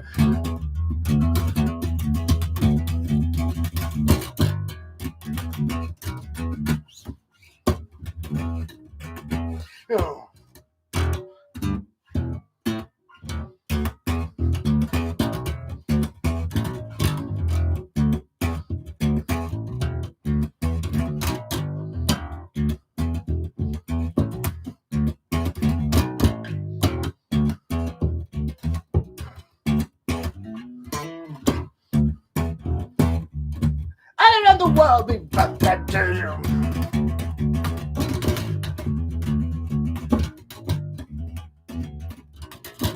Need to lower the pickup. I'm getting too much rattle of it.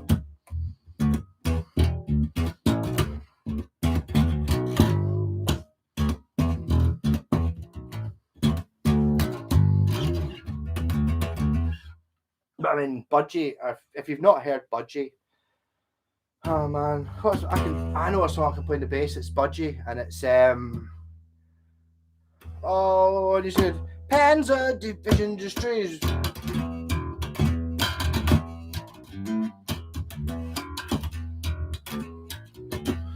Here we go, Division destroyed.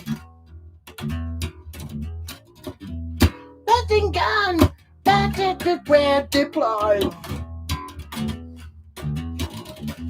Loneliness is the deal.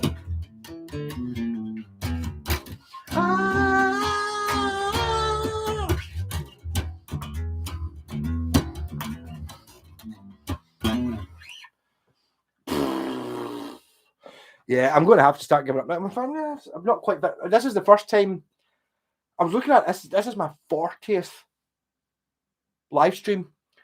I don't think I was hitting the bucket on the first one, at least. Maybe the first 3, something like that. So basically, I've drank 40 bottles of bucket on the internet, which that might be a world record. I was actually thinking, see, when I get to 52, that's been a whole year.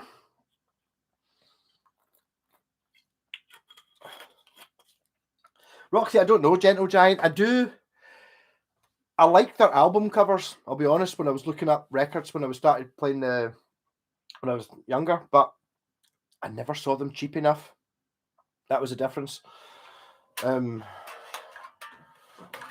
you, I never really saw Budgie. Budgie for me, it was like a case of when I saw the Bandolier album cover, and it was kind of like Planet of the Apes, apart from instead of being apes on horses with like rifles, it was people with budgies heads. I was like,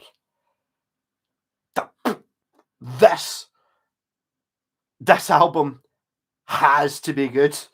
Look at it. We've got like a very Planet of the Apesy thing, apart from instead of apes heads on people, it's budgies heads. How can this not be amazing? And it pure blew me away. And Burke Shelley, it was like, his name's Burke Shelley. He didn't change it. Big glasses, long hair, Welsh, and he's amazing. I wish this Budgie had more. I wish they'd been bigger or been understood. I think as they were. Oh, come on, Batman. It's like, yeah, I totally know it. You need to hum it to me though, eh? I'm getting it. I've still got do Wonder Woman. Do. Batman's definitely. Oh, I think I'm nearly out of Bucky. Well,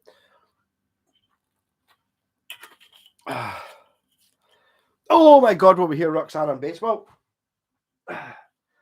this is a bottle from Chaz, right? And this is considered of the last 3 weeks. I've not finished my Bucky. I'm not going to throw that out. So this is a combination bottle of the last 3 weeks bottle of Bucky. But I mean, I've had questions, I've had requests, and it's Roxanne. I know Batman. I just need to. Batman. I've got Wonder Woman in my head. Batman. I used to be. I remember playing Banana Man, on the bass in a band that had an oboe player, a violin player, a guitar player, and a drummer. So that's like, and I was playing the bass, and it was like for. So I was like, I think Batman kind of Banana Man kind of like ba ba da. How did you get that? The Who's version of Batman? Yes, I know it. Yes, really? Well, there you go. It's on Rarities Volume something. It was a cassette I used to have. It's really depressing that I can't remember it, because obviously what's the best Batman film? It's Batman with Adam West in it, where he's got shark repellent. That's the best. Acid, well, yeah, but it's not been for 20 years, the acid, but I mean, it's still there. 5, 4, 3 times 2.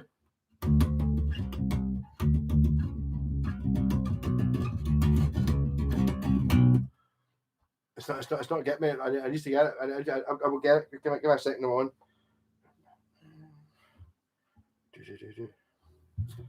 I can remember the Batman bit, but I can't remember the bit where it plays the bass. I can totally. Obviously, I can play Batman, man. Come on.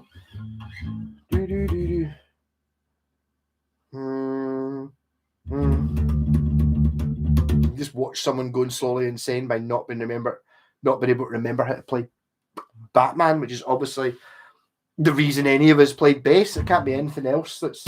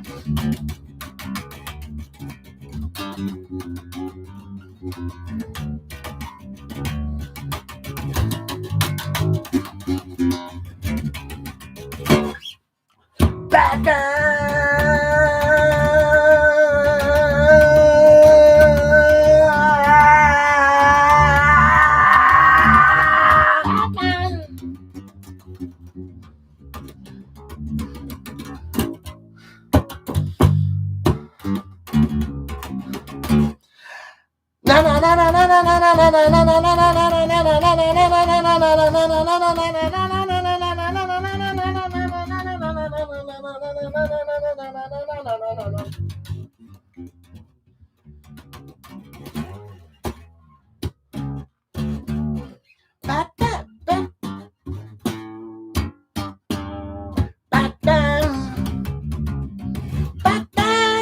Batman.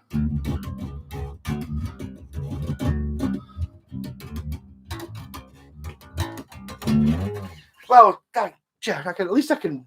It took so long to. It's one of those things that the difficulty in playing it. I knew it wasn't hard. I knew I could play it immediately. Just couldn't remember what it went like, what the tune went like. A jazz trumpeter, I believe it. Yes, possibly, yeah. Recently bought an East Coast bass. Oh, the thing about basses, so see, if it's a P bass, P basses are just brilliant. I mean, I've not really come across any P basses that weren't really good. I mean, this is like, I'll go for it officially. This is the best P bass. This is the best bass ever built by anybody ever. It's a Schecter made Van Nuys, California. They didn't actually make, I think this is the only one in the world. They didn't actually make basses at the time. They made parts. So all these parts are Schecter. These parts were they had an official Fender license to make replacement parts for Fenders. And pretty much everyone was an upgrade. So you're talking about the best, you're talking pre-CBS 50s Fender P bass. Your bridge is gone. It's an upgrade. The pickup's gone. It's an upgrade. It's a DiMarzio pickup. The body is made of cocobolo, which I really enjoyed. So, yeah, Roxanne. I'm sure I can do. I don't know if I can pair him. I definitely used to be able to play So Lonely, but Roxanne, innit? It's like it's a case that I need to cam it, and I wish I had an audio feed for you guys to tell me what Roxanne went like, what Roxanne goes like. Obviously I know it.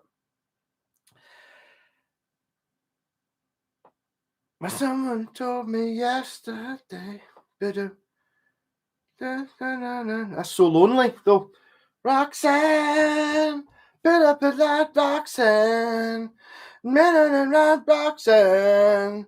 Na na na na. Is that the right one? Roxanne. Do do do do do. I said so.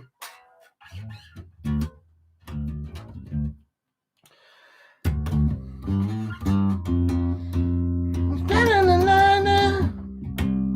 Put on a red line. Put on a red line.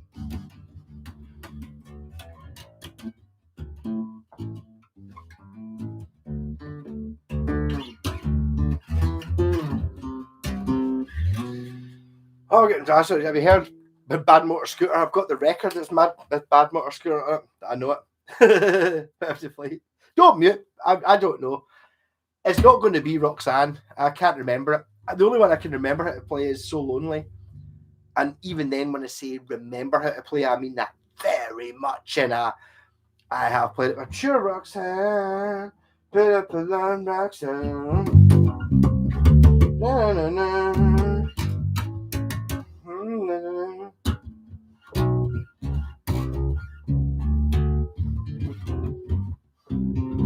Actually, I started watching an interview earlier on with Sting, and he was very much an asshole, I'll be honest. It was Rick Beato, or whatever I was talking to. It was like Sting and his rhythm guitarist from years ago.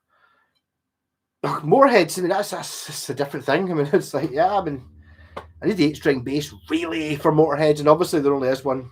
Sue Lawley, yes. It's like, Roxy, you may be English, but you do appreciate that Sue Lawley used to be a Scottish TV presenter. And then so therefore you go, Sue Lawley, Sue Lawley, Sue Lawley. Yeah. We'll send a pigeon. That's got. It's like I can't do.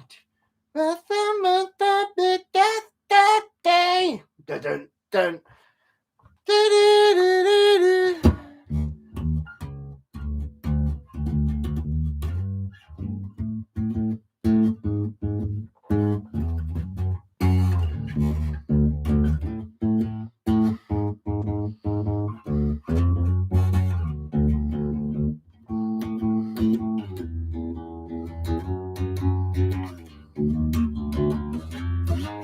So that's Sue Lawley.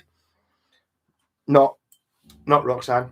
Okay, Pontiac, I'll not play The Police, I promise you. To be honest, I can't remember The Police anyway. There was a couple of songs I really liked, but I don't know. They put too much effort into it. For a cheesy, catchy bit, that's a fucking what can I play in a bass? Basically, F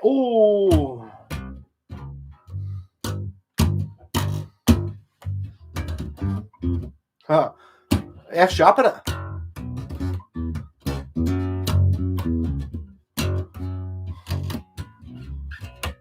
Nowhere, Daddy help me, Daddy help me now. And going nowhere, Daddy help me, Daddy help me now. Hey, don't get my walking up to everything. You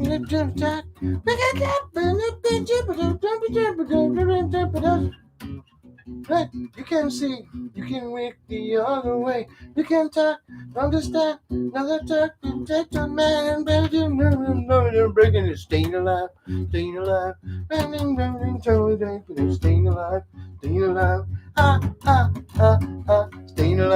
staying alive, staying alive.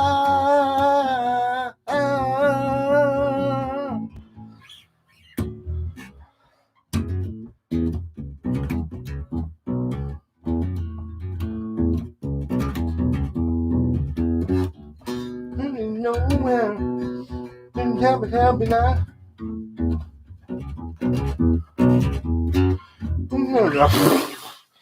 The reason I love that song is because it was in Airplane which I knew long before I'd ever heard music. Oh, Scott, no, it's not. That's a different Scott. Scott didn't get his FGN. I got a message from him yesterday, and it was pure gutted. It was like pure, here's my message, and it was from the people who were sending his FGN Strat, and it was like, we waited in all day for the courier, but he never showed up, and it showed you the box all loaded up, and it was like, that's Friday.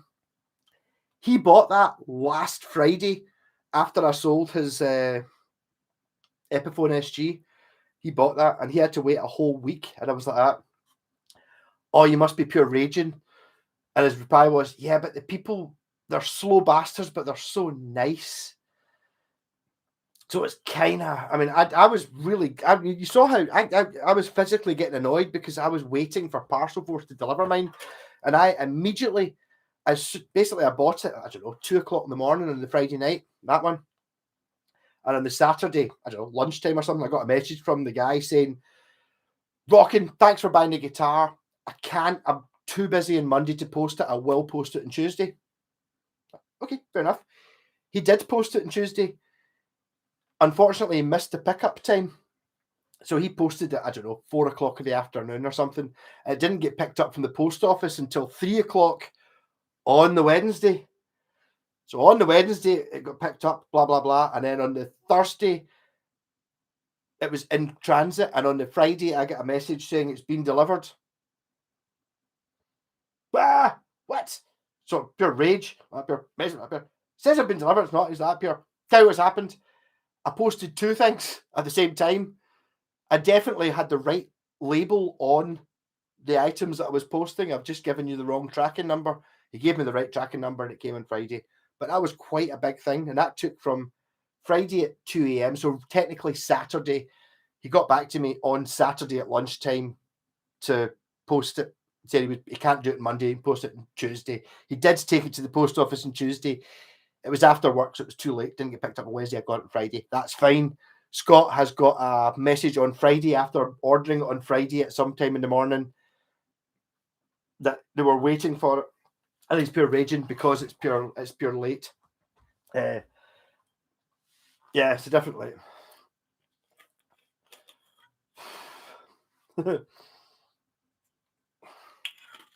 See, having 2 bottles of Bucky because I've managed to get on my second one.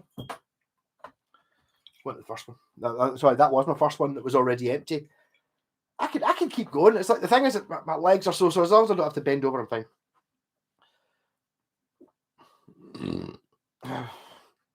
What's FGN? FGN is this Telecaster that I'm quite drunk, but I'll try and dig it out anyway. I'll move that bottle of Bucky, dig it down. Oh.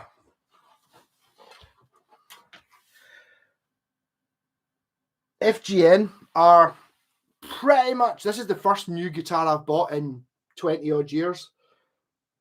Fujigen, the factory in Japan, have their own thing, mate, and they've got their own brand. They made this Fender, 1995 Japanese Fender Strat.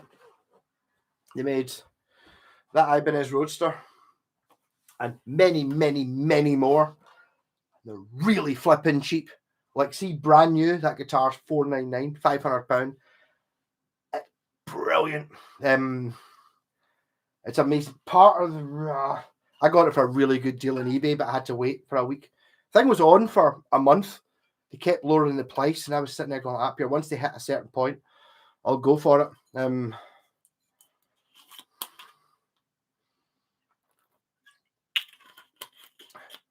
So apparently we will see the double FGN when Scott gets it. So basically, the latest update was Friday, as in today, this morning. Whatever it was, the courier didn't turn up. So really is realistically looking at, it's not going to be Monday till it's even delivered. So I was bitching and being in a bad mood for having to wait from Friday night, 2 a.m. in the morning, so technically Saturday, till the following Friday to get it. Raging, built up. Urgh. He's already had that, plus more, plus it's not even been posted yet.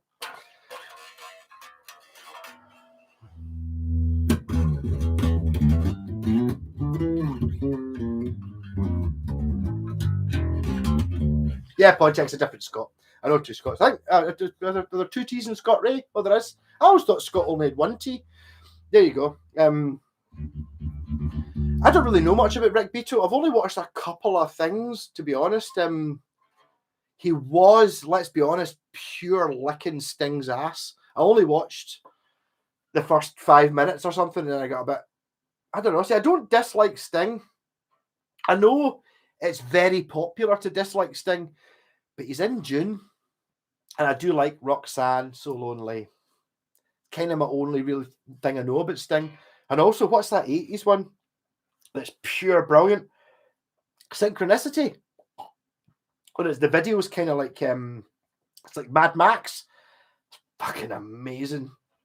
So I'm holding my reference for Sting. Also, when Sting appears in June, he kind of comes up out the floor with smoke and lasers, and he's wearing like leather pants, and he's just pure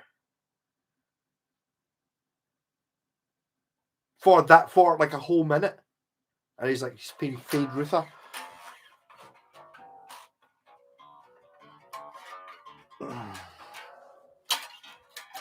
Yeah, Roxy, honestly, have a look at Fujigen guitars, FGN guitars. They're flipping cheap. These are $499 new. I mean, if you buy them second hand, they're even cheaper than that. But I mean, we're talking. And someone says, how do the Japanese Fenders compare to the Mexicans? They're better than the American Fenders, or they're at least arguably better than the American Fenders. And that's basically. Well, this is. Oh no, that is an American Schecter, which is unarguably better than an American Fender, but that's a Japanese better than an American Fender, and that's a Fujigen built in the same factory as that. If you look at it from this angle, it's a Telecaster, but when you look at it straight on, it is a little bit wonky here. This is a little bit sharp. The headstock's a wee bit sharp. So it doesn't look exactly the same as a Fender, but I wouldn't fault it. There's actually one on eBay just now for $350. Someone's replaced the pickups. And again, it comes down to, I can't believe what's happened with, see, if you're replacing the pickups in that guitar, right? It's, you bought the guitar, but you wanted a more expensive one. There is no way that you could have bought that guitar, tried it out, and gone, these pickups aren't good enough. That is a physical impossibility. You bought the guitar, it's only 500 quid. I kind of wanted a £700 guitar. So if I spend £200 on, I can't remember what the pickups are, Seymour Duncan's or, whatever, then it'll be a £700 guitar, so it'll be better. I'll do that. They didn't listen to it because the pickups in that are fucking amazing. They're the best tele pickups I've ever heard. I'm kind of, the one problem I have is, like, obviously you can see the color of this, right? It's not, when you put the two of them together, you can see that that's more honeybursts. This is obviously darker, right? So they're not exactly the same color. The problem is, I've got a Telecaster version of this, and I've not dug it out because I pure love that. It's amazing. But the Telecaster I've got, 1986, I worked out, looking at the serial numbers, that it was in the shop when Mark Knopfler bought his Schecter Telecaster, because these things were handmade out of bits. So that was either, it was in the shop when Mark Knopfler bought the one that's in the Walk of Life video, but he didn't choose the one I've got. He chose one with a pickguard on it. So I'm kind of scared to look it out because it has to be better than that. I mean, see, the list price of a Schecter Telecaster in 1986 when it came out was 1,600 quid. In 1986, for 1,600 quid, I don't think you could buy a good flat, but you could pretty much buy a flat. Yeah. No, but I mean, it's like, the problem is, see, the thing with that is, like, if you've been watching my channel for ages, you know that I'm mad into the Japanese guitars. It's not because I've got a mad fetish for these things. It's because of what they look like. It's because that guitar on a technical level, it's as good as a guitar as you can buy. That guitar, on a technical level, is as good as, without going fancy like that one, it's as good as a guitar as you can get. So is that one.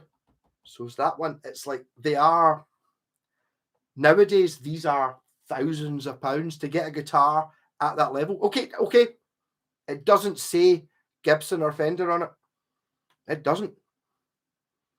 It's a better guitar, but it's not worth as much money.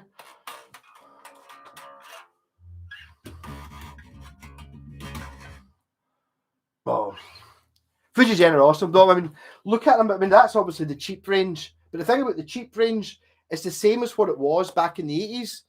When the cheap range is like, oh, why is it cheap? It's cheap because it's made of basswood and it doesn't have any binding on it. Okay. It's not cheap because we just nailed it together and flung it out the door. No. It's the same folk build it. It's the same quality. It's just it doesn't have the fancy shit on it. You know what I mean? This was made of cocobolo. A guitar doesn't make any difference that it's made of cocobolo. That just makes it more expensive.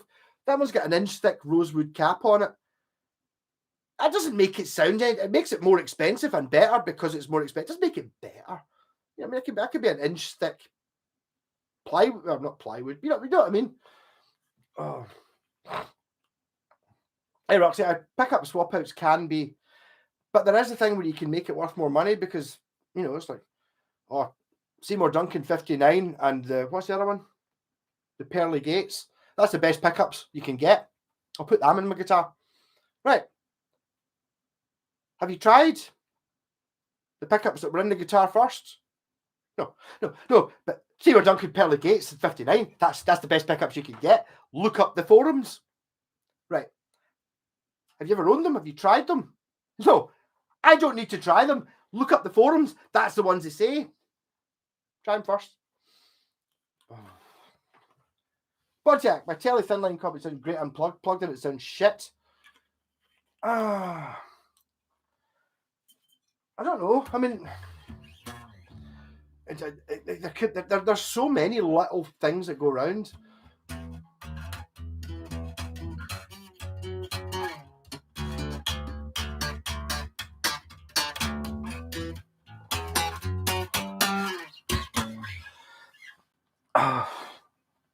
I mean, I've not got anything against the pickup upgrades, really, but the problem with pickups is it kind of depends what you're expecting.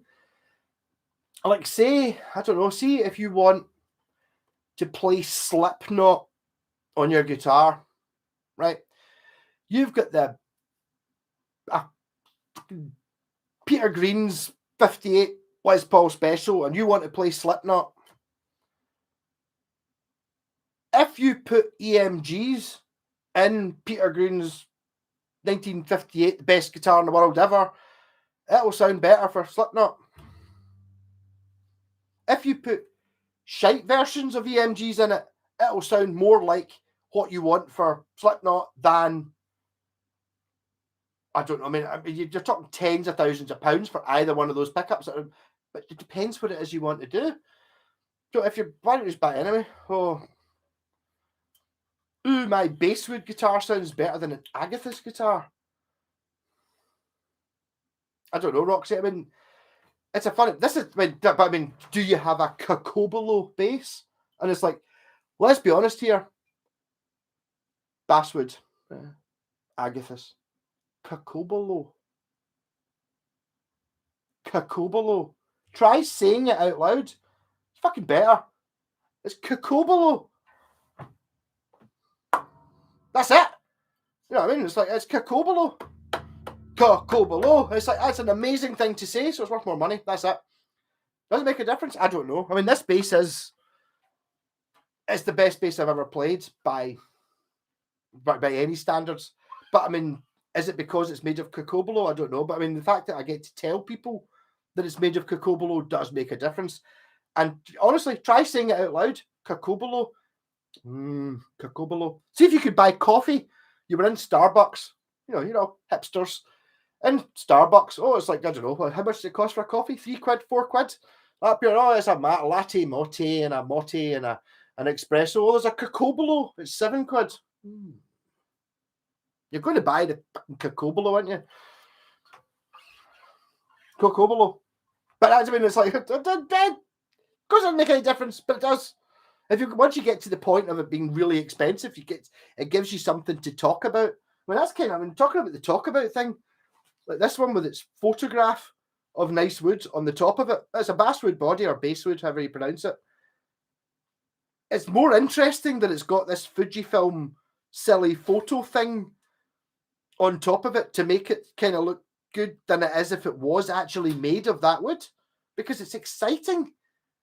You know, that was what I was looking at it. I mean, yeah, I could paint it white, or I could paint it black, or I could paint it whatever color I want, and it wouldn't have these big cracks in it and big dents and stuff. But that's not really the point. The point is that I can tell people that it's a Fuji Gen guitar, but it's a Fuji film covering on it, which are completely unconnected, even though they're both Fuji. It's like, that's worth more than if it was just black, even if it was an original one from the same year. It's bizarre.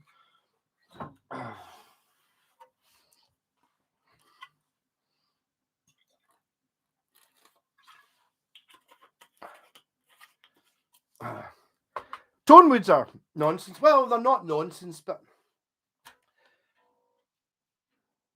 a solid brass guitar.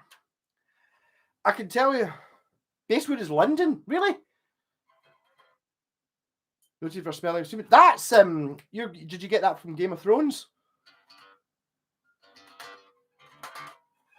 I do recognise the name London. I don't know, but I think the problem with basswood is it's not very pretty.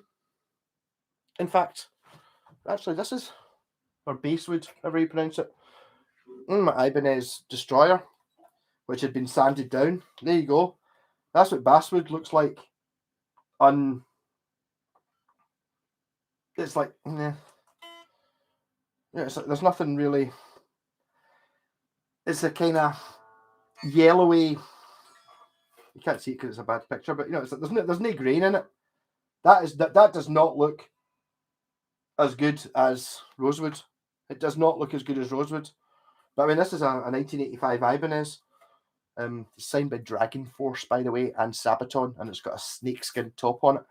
Real snake. But it's like, you can see why that's not desirable. If you're buying, you know, like go for the extremes, you know, your PRS private stock, where you're paying 10 or 20 grand for a guitar, the most amazing 3D flame maple and stuff like that. Yes, it looks amazing. It does.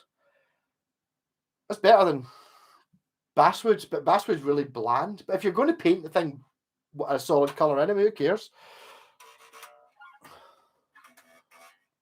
Plywood is fine for a body. I have a 1979 solid brass Ibanez Artist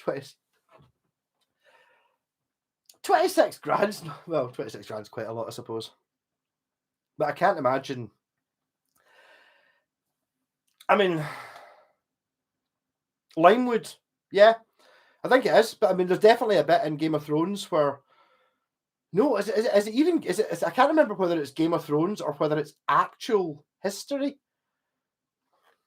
I think it might be actual history, like somebody.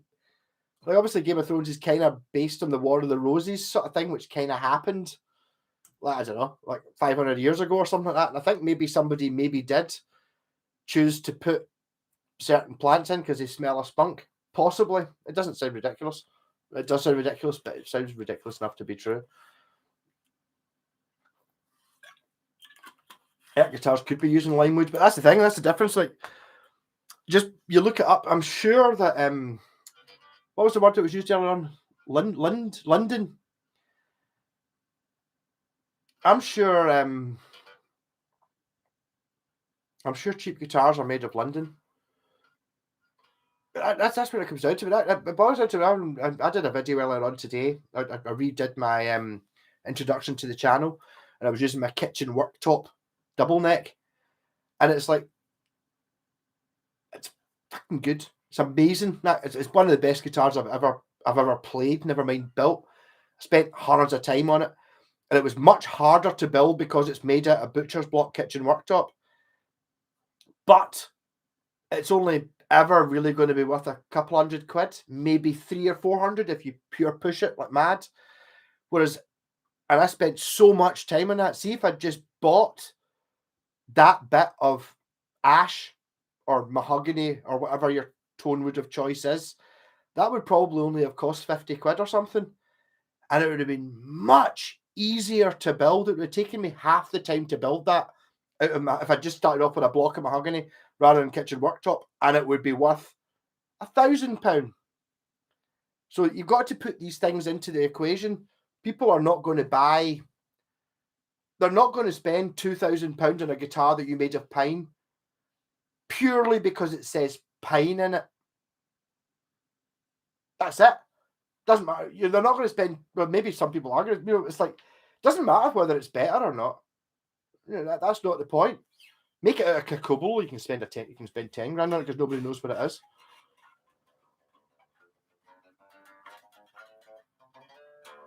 Milk of the puppy. Yeah.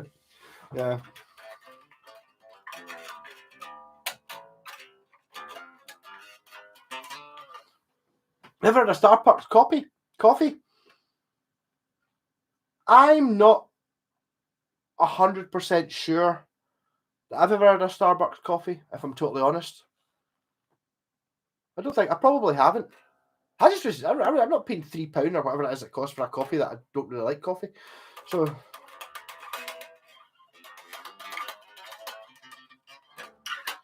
now, Davy, you don't get milk at a puppy though. It has to be a full-grown dog. So it can't be milk. It must have been milk of the puppy from the start. Kent, I don't know. I mean, I think Kent's just another one of those brands that buys guitars from Japan, and they might have done a £99 guitar or a $99 guitar from factory A, but they might have had a £199 guitar from factory B, which might be good. So it's like you can't really. Starbucks sucks, except for when it's played by Dirk Benedict.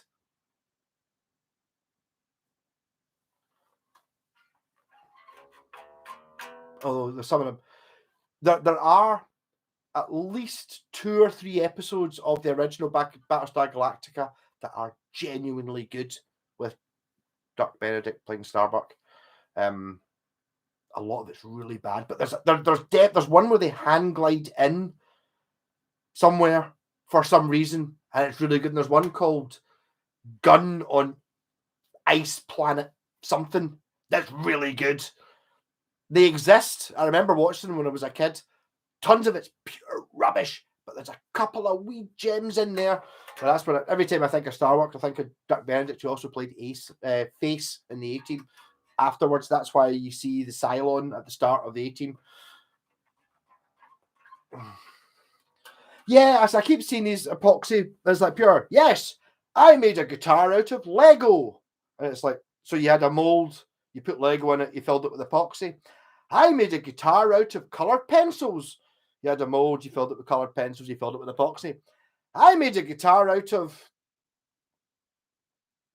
I don't know, doesn't really matter. I filled it with epoxy and there you go. So it's like, so basically you made a guitar out of epoxy, which I'm sure is fine. But what I can't be bothered with is watching these videos. They keep coming up. And it's like people keep sending them to not you guys. People that are not really into guitars or anything. Oh, have you seen this?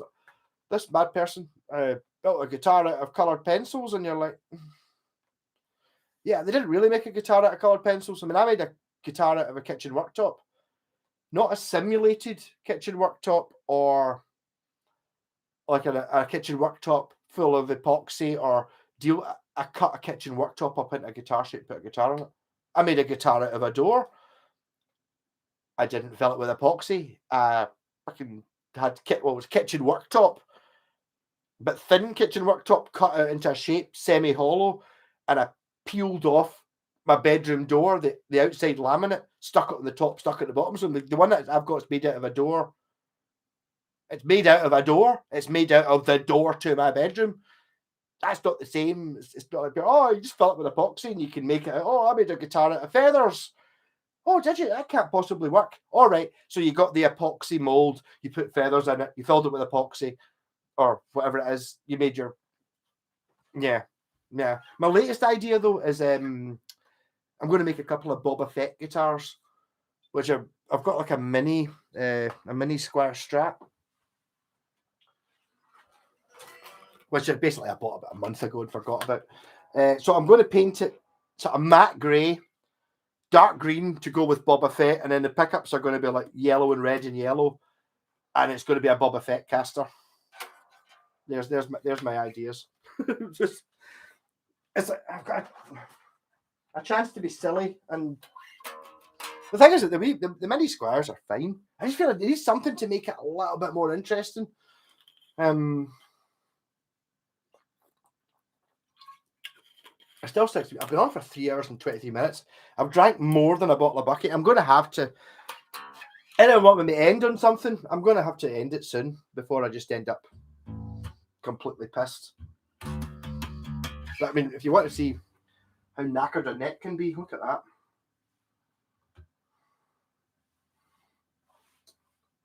And this has the most amazing piece of bird's eye maple you've ever seen. Solid one-piece neck. Stunning. It's completely knackered by some idiot playing it for 5 years in a rock and roll band when he didn't know what it was. But this is absolutely stunning. To be honest, this has been hiding for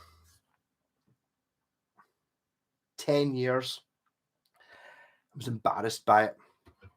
And it wasn't, I gave it to Scott to try and set it up a little bit. Not Scott, who's on here tonight. Scott has his kids over Sunday night, so he's not about. But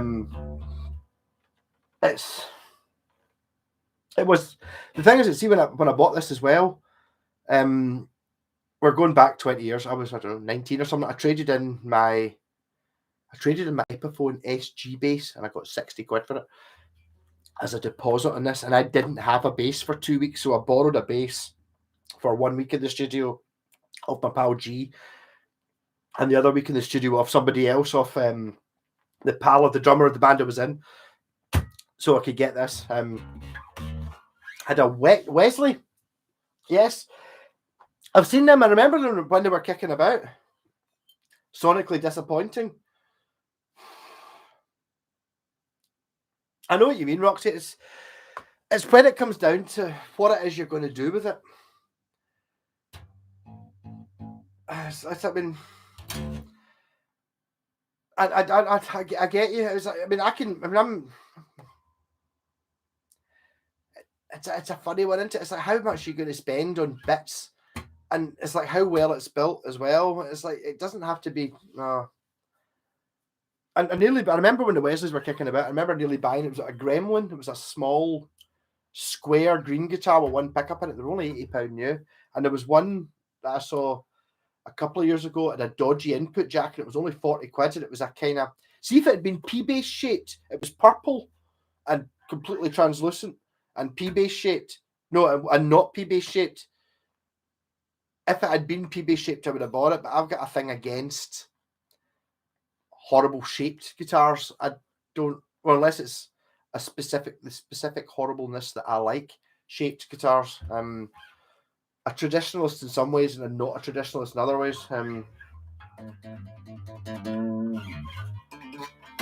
But again, you're right when you're talking there, Roxy. It depends on how much you're trying to play. There is a certain element of when you're buying your first guitar, you have to have a decent action so you can actually hold it down, and it has to play in tune. Giving somebody a decently set up P-bass, like a Squire, whatever the Squire Affinity P-bass, 150 quid. Someone who's learned to play the bass, give them that. It's going to be fine. Give them a shot of this, and they're going to go, oh yeah, that's a little bit better. They're not going to appreciate this. They don't know what this is. I didn't know what this is until I bought it. It's not until now I can really go like that. Well, Is it better than any bass you've ever played? Well, yes.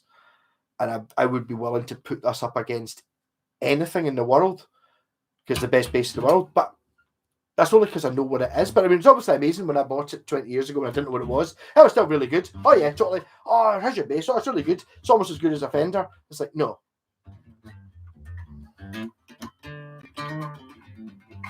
Oh, and One Who Knocks You said Battlestar. And I think that's my ending song. I'm going to have to try and play Battlestar Galactica, haven't I? J&D Brothers. I was reading something in the big pile of guitar magazines I was given by Buster last week.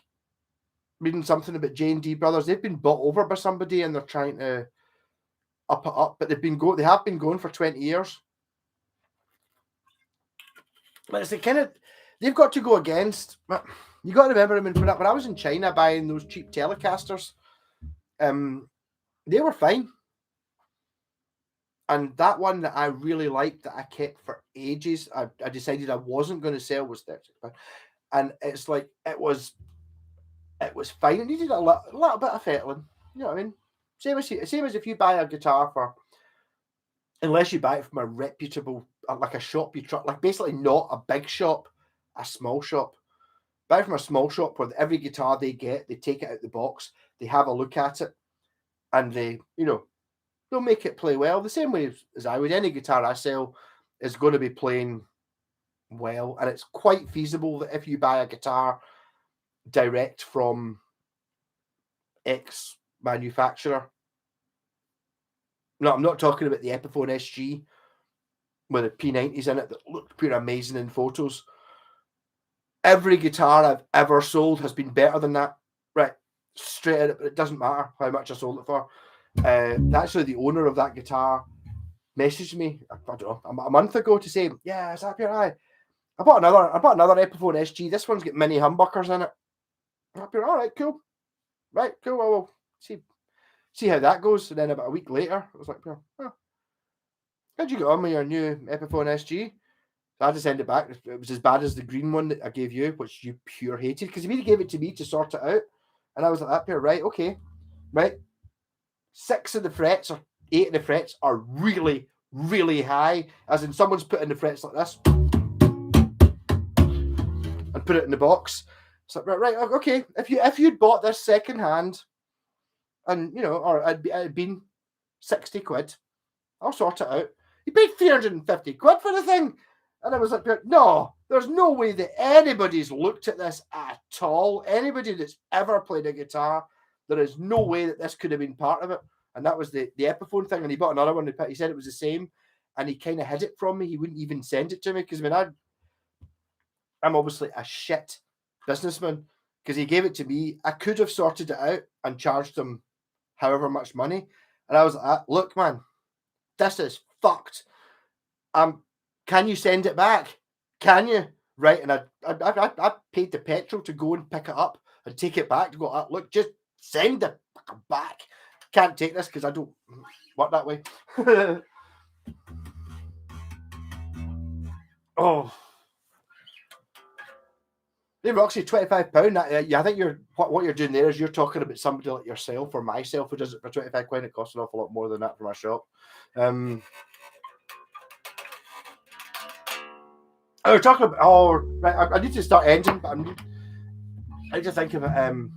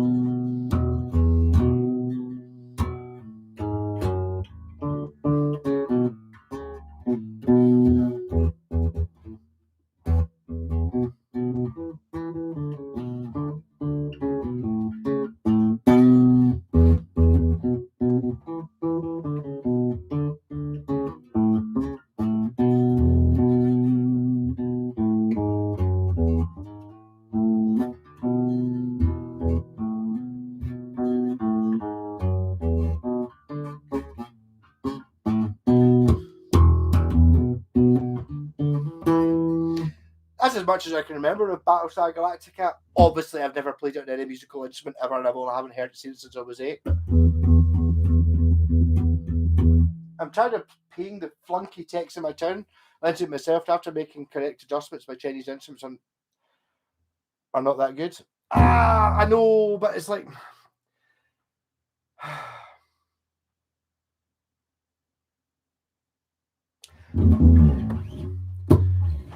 I know what you're saying. I'm ready to pack it up right myself. I'm tired of playing the funky techs in my town. It depends. You can't blame China. It's not a case of Chinese instruments aren't good. It's when somebody asks a Chinese factory to make a guitar for $5. That's the ones that aren't good. If you say, I want you to make a guitar for $25, what you will get is an acceptable guitar. You will get $150, $200 Squire for $25. But if you ask them to make it for $5, they will make a substandard piece of rubbish. There's not really anything you can do about it. I don't. The country of origin doesn't really matter. Really, sort of. I think if you're buying going for my most modern guitar, the FGN, that is basically that guitar is exactly the same as that. It's exactly the same as that. It's a different shape. Let's get different appointments. It's exactly the same guitar. It's identical. You don't get that consistency from anybody else, but that doesn't count for China, because if you said to Japan, I want you to make a guitar for $10, they'll go, fuck off. You can't build a guitar for $10. Whereas in China, you go to the main factory, the one that makes the good guitars. Can you build a guitar for $10? No, it can't be done. It's at least 30 to get a guitar that plays. And they go, right. Another guitar factory, could you build a guitar for $10? No, it costs at least 25, 30 to build a guitar. Right. This factory here makes small painted wooden ducks. Can you build a guitar for $10? It's like, yeah, well, we can make a small painted wooden duck in the shape of a guitar for $10. Got the job. That's how it works. Yeah, so I've now just got into a mad steaming rant. So yeah, the best bass in the world is this one. Fight me. I'm one for. There is a point where you get to, when you look at the Steve Vai gem and stuff, it's pure souped up. This is just the original. The first ever P bass wasn't quite like this. The one from 54, whatever it is, when they nailed the P bass, it looked like this. This is a 54 copy. When they decided that the split pickup was a good idea, and they changed the pick guard to this shape. That's it. That's how they got it. Oh, ribbon, yeah. They should start selling wooden ducks as merch, as Buckfast colours. Well, it could be done. Yeah. I don't know. It's a funny thing, though, isn't it? I mean, it's the snobbery. I mean, to be honest, I see those guitar magazines I got off Buster. He's well gone to sleep just now. There's no way he's still awake. He works. There's a whole book on the Les Paul, a whole magazine on the Les Paul, and they're talking about, how the different values of the capacitors, and how it's like, it's amazing how down to individual components you can get. But in some ways, I sort of see it, because, okay, you've got this good. I mean, I've got a thing about, if you're sensible, you can get a guitar for, if you're really lucky and clever, you can get it for £100 and something. But if you're talking about £200 to £300, you can get a guitar that is pretty much 99% as good as any guitar, really.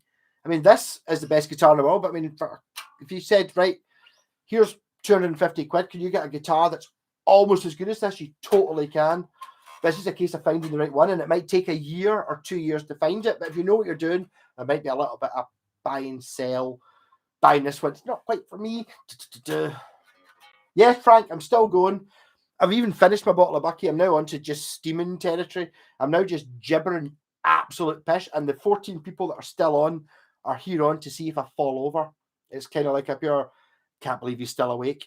He's going to puke. I'm not going to puke. I'm still awake. It's fine. Kingston guitar from early 80s and FB Bark.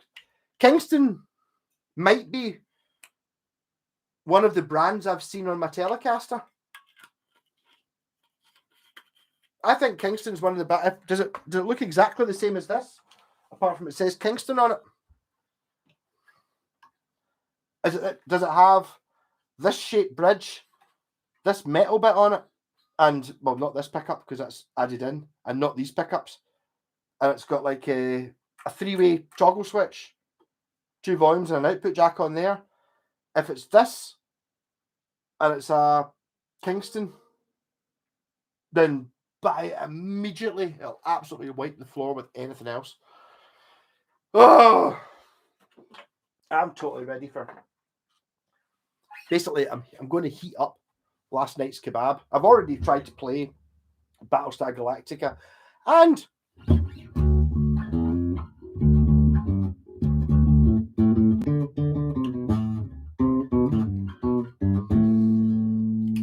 succeeded, even though I've never played it.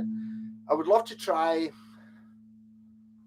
Strat style 2 pickups all red. I don't know. If it's trying, it's like these things. If only you could play them. Do you know what I mean? It's like if you're going to take a risk, I will not take a risk if it's going to be £100 or $100 even. I will not take a risk. See if a guitar's going to be 10, 20, 30. Oh well, I mean, if you saw that Encore Les Paul SG I bought, and the truss rod's knackered, so it's kind of useless. But it was £15, and it's like there's £15 worth of pickups and parts on it, so that's fine. But the real danger is if you spend a couple of £100 and you get a pure minger, it's not worth it. Let's straight right. I'm going to end it out on I'm gonna have to change. I have to change the amp because I've now got my ending song, which I haven't, which I can't remember because I haven't played it since last week. But I'm going to play it anyway. It's going to be played on. I'll play the Fuji Gen. Why not? Play my new guitar, which I'm just going to assume is in tune from when I was playing it, whatever night it was. Oh my God, my legs hurt. I hope that tomorrow I'm going to be able to pick up. I'm going to be able to bend down. I'm going to wake up and be able to move without going. Ugh.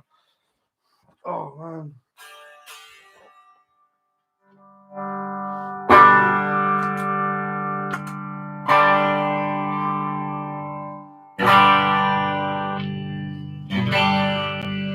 He rode a blazing saddle. Oh, so it starts in B minor. Yeah. Been a week since I last played it. It's going in there.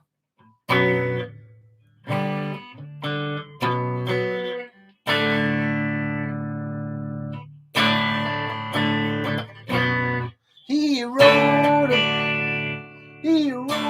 a blazing saddle. Nope. What's the first chord?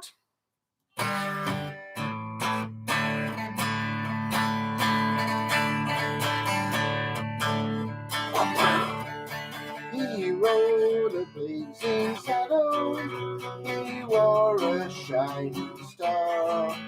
His job to off a paddle to battle near and far. He conquered fear and he conquered hate. The dark night into day. He made his blazing saddle a torch to light the way. Oh, when outlaws rule the west and fear could A man went out for a man with drugs to take the western home. He needed a man who was brave and true, with justice for all as his name. Then out of the sun rode a man with a gun, and Bart was his name. His Bart was his name. He rode a blazing saddle, he wore a shining star. His job to offer battle to that men near and far.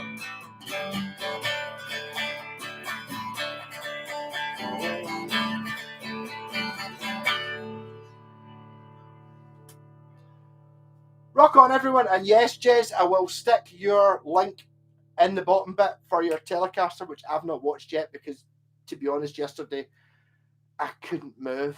And it's like my laptop doesn't have a speaker. Well, the speakers are on it, but they're fucked. So I need to get onto the other thing. Love you all. Thanks, everyone, for joining in. Brilliant. Thanks, Jez, for giving me a $5 super chat. It's totally not necessary. I don't like asking for that, but I mean, it's amazing. Cheers, Danny. I don't think I've even talked all night. And Daniel, enjoy your Telecaster, and it should be amazing. Buy new strings for it. If you have a wee go at trying to set it up as best you can, because it will totally be worth it. Badges, we don't need no stinking badges. Yes. Somebody on here was on the other night saying they hadn't watched Blazing Saddles. Watch Blazing Saddles and prepare to basically sit in a bucket so when you piss yourself, it's funny, and then decide that you're going to watch it again. Because I mean, I've watched it 100 times, and honestly, even the last time I watched it, just after I worked out the song with me and Scott, I watched it and I didn't realize how funny it was.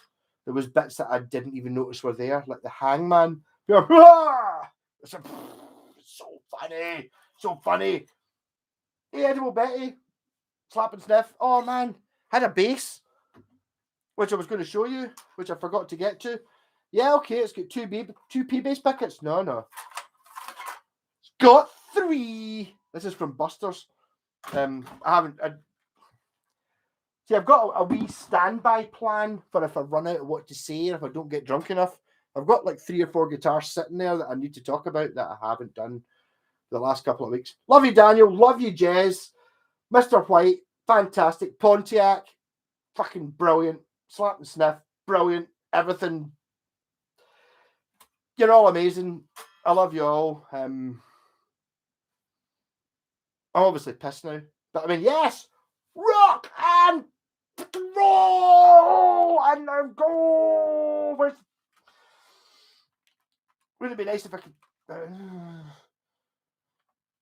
rock and roll! And hold on for 2 seconds after I finish this, because I'm going to put the link to Jez's guitar thing, and I'm going to watch it after it. So I will end the stream, but the thing will stay on a little bit more. Rock and roll.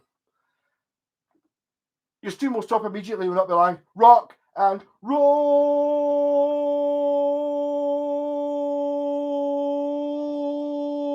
on metal.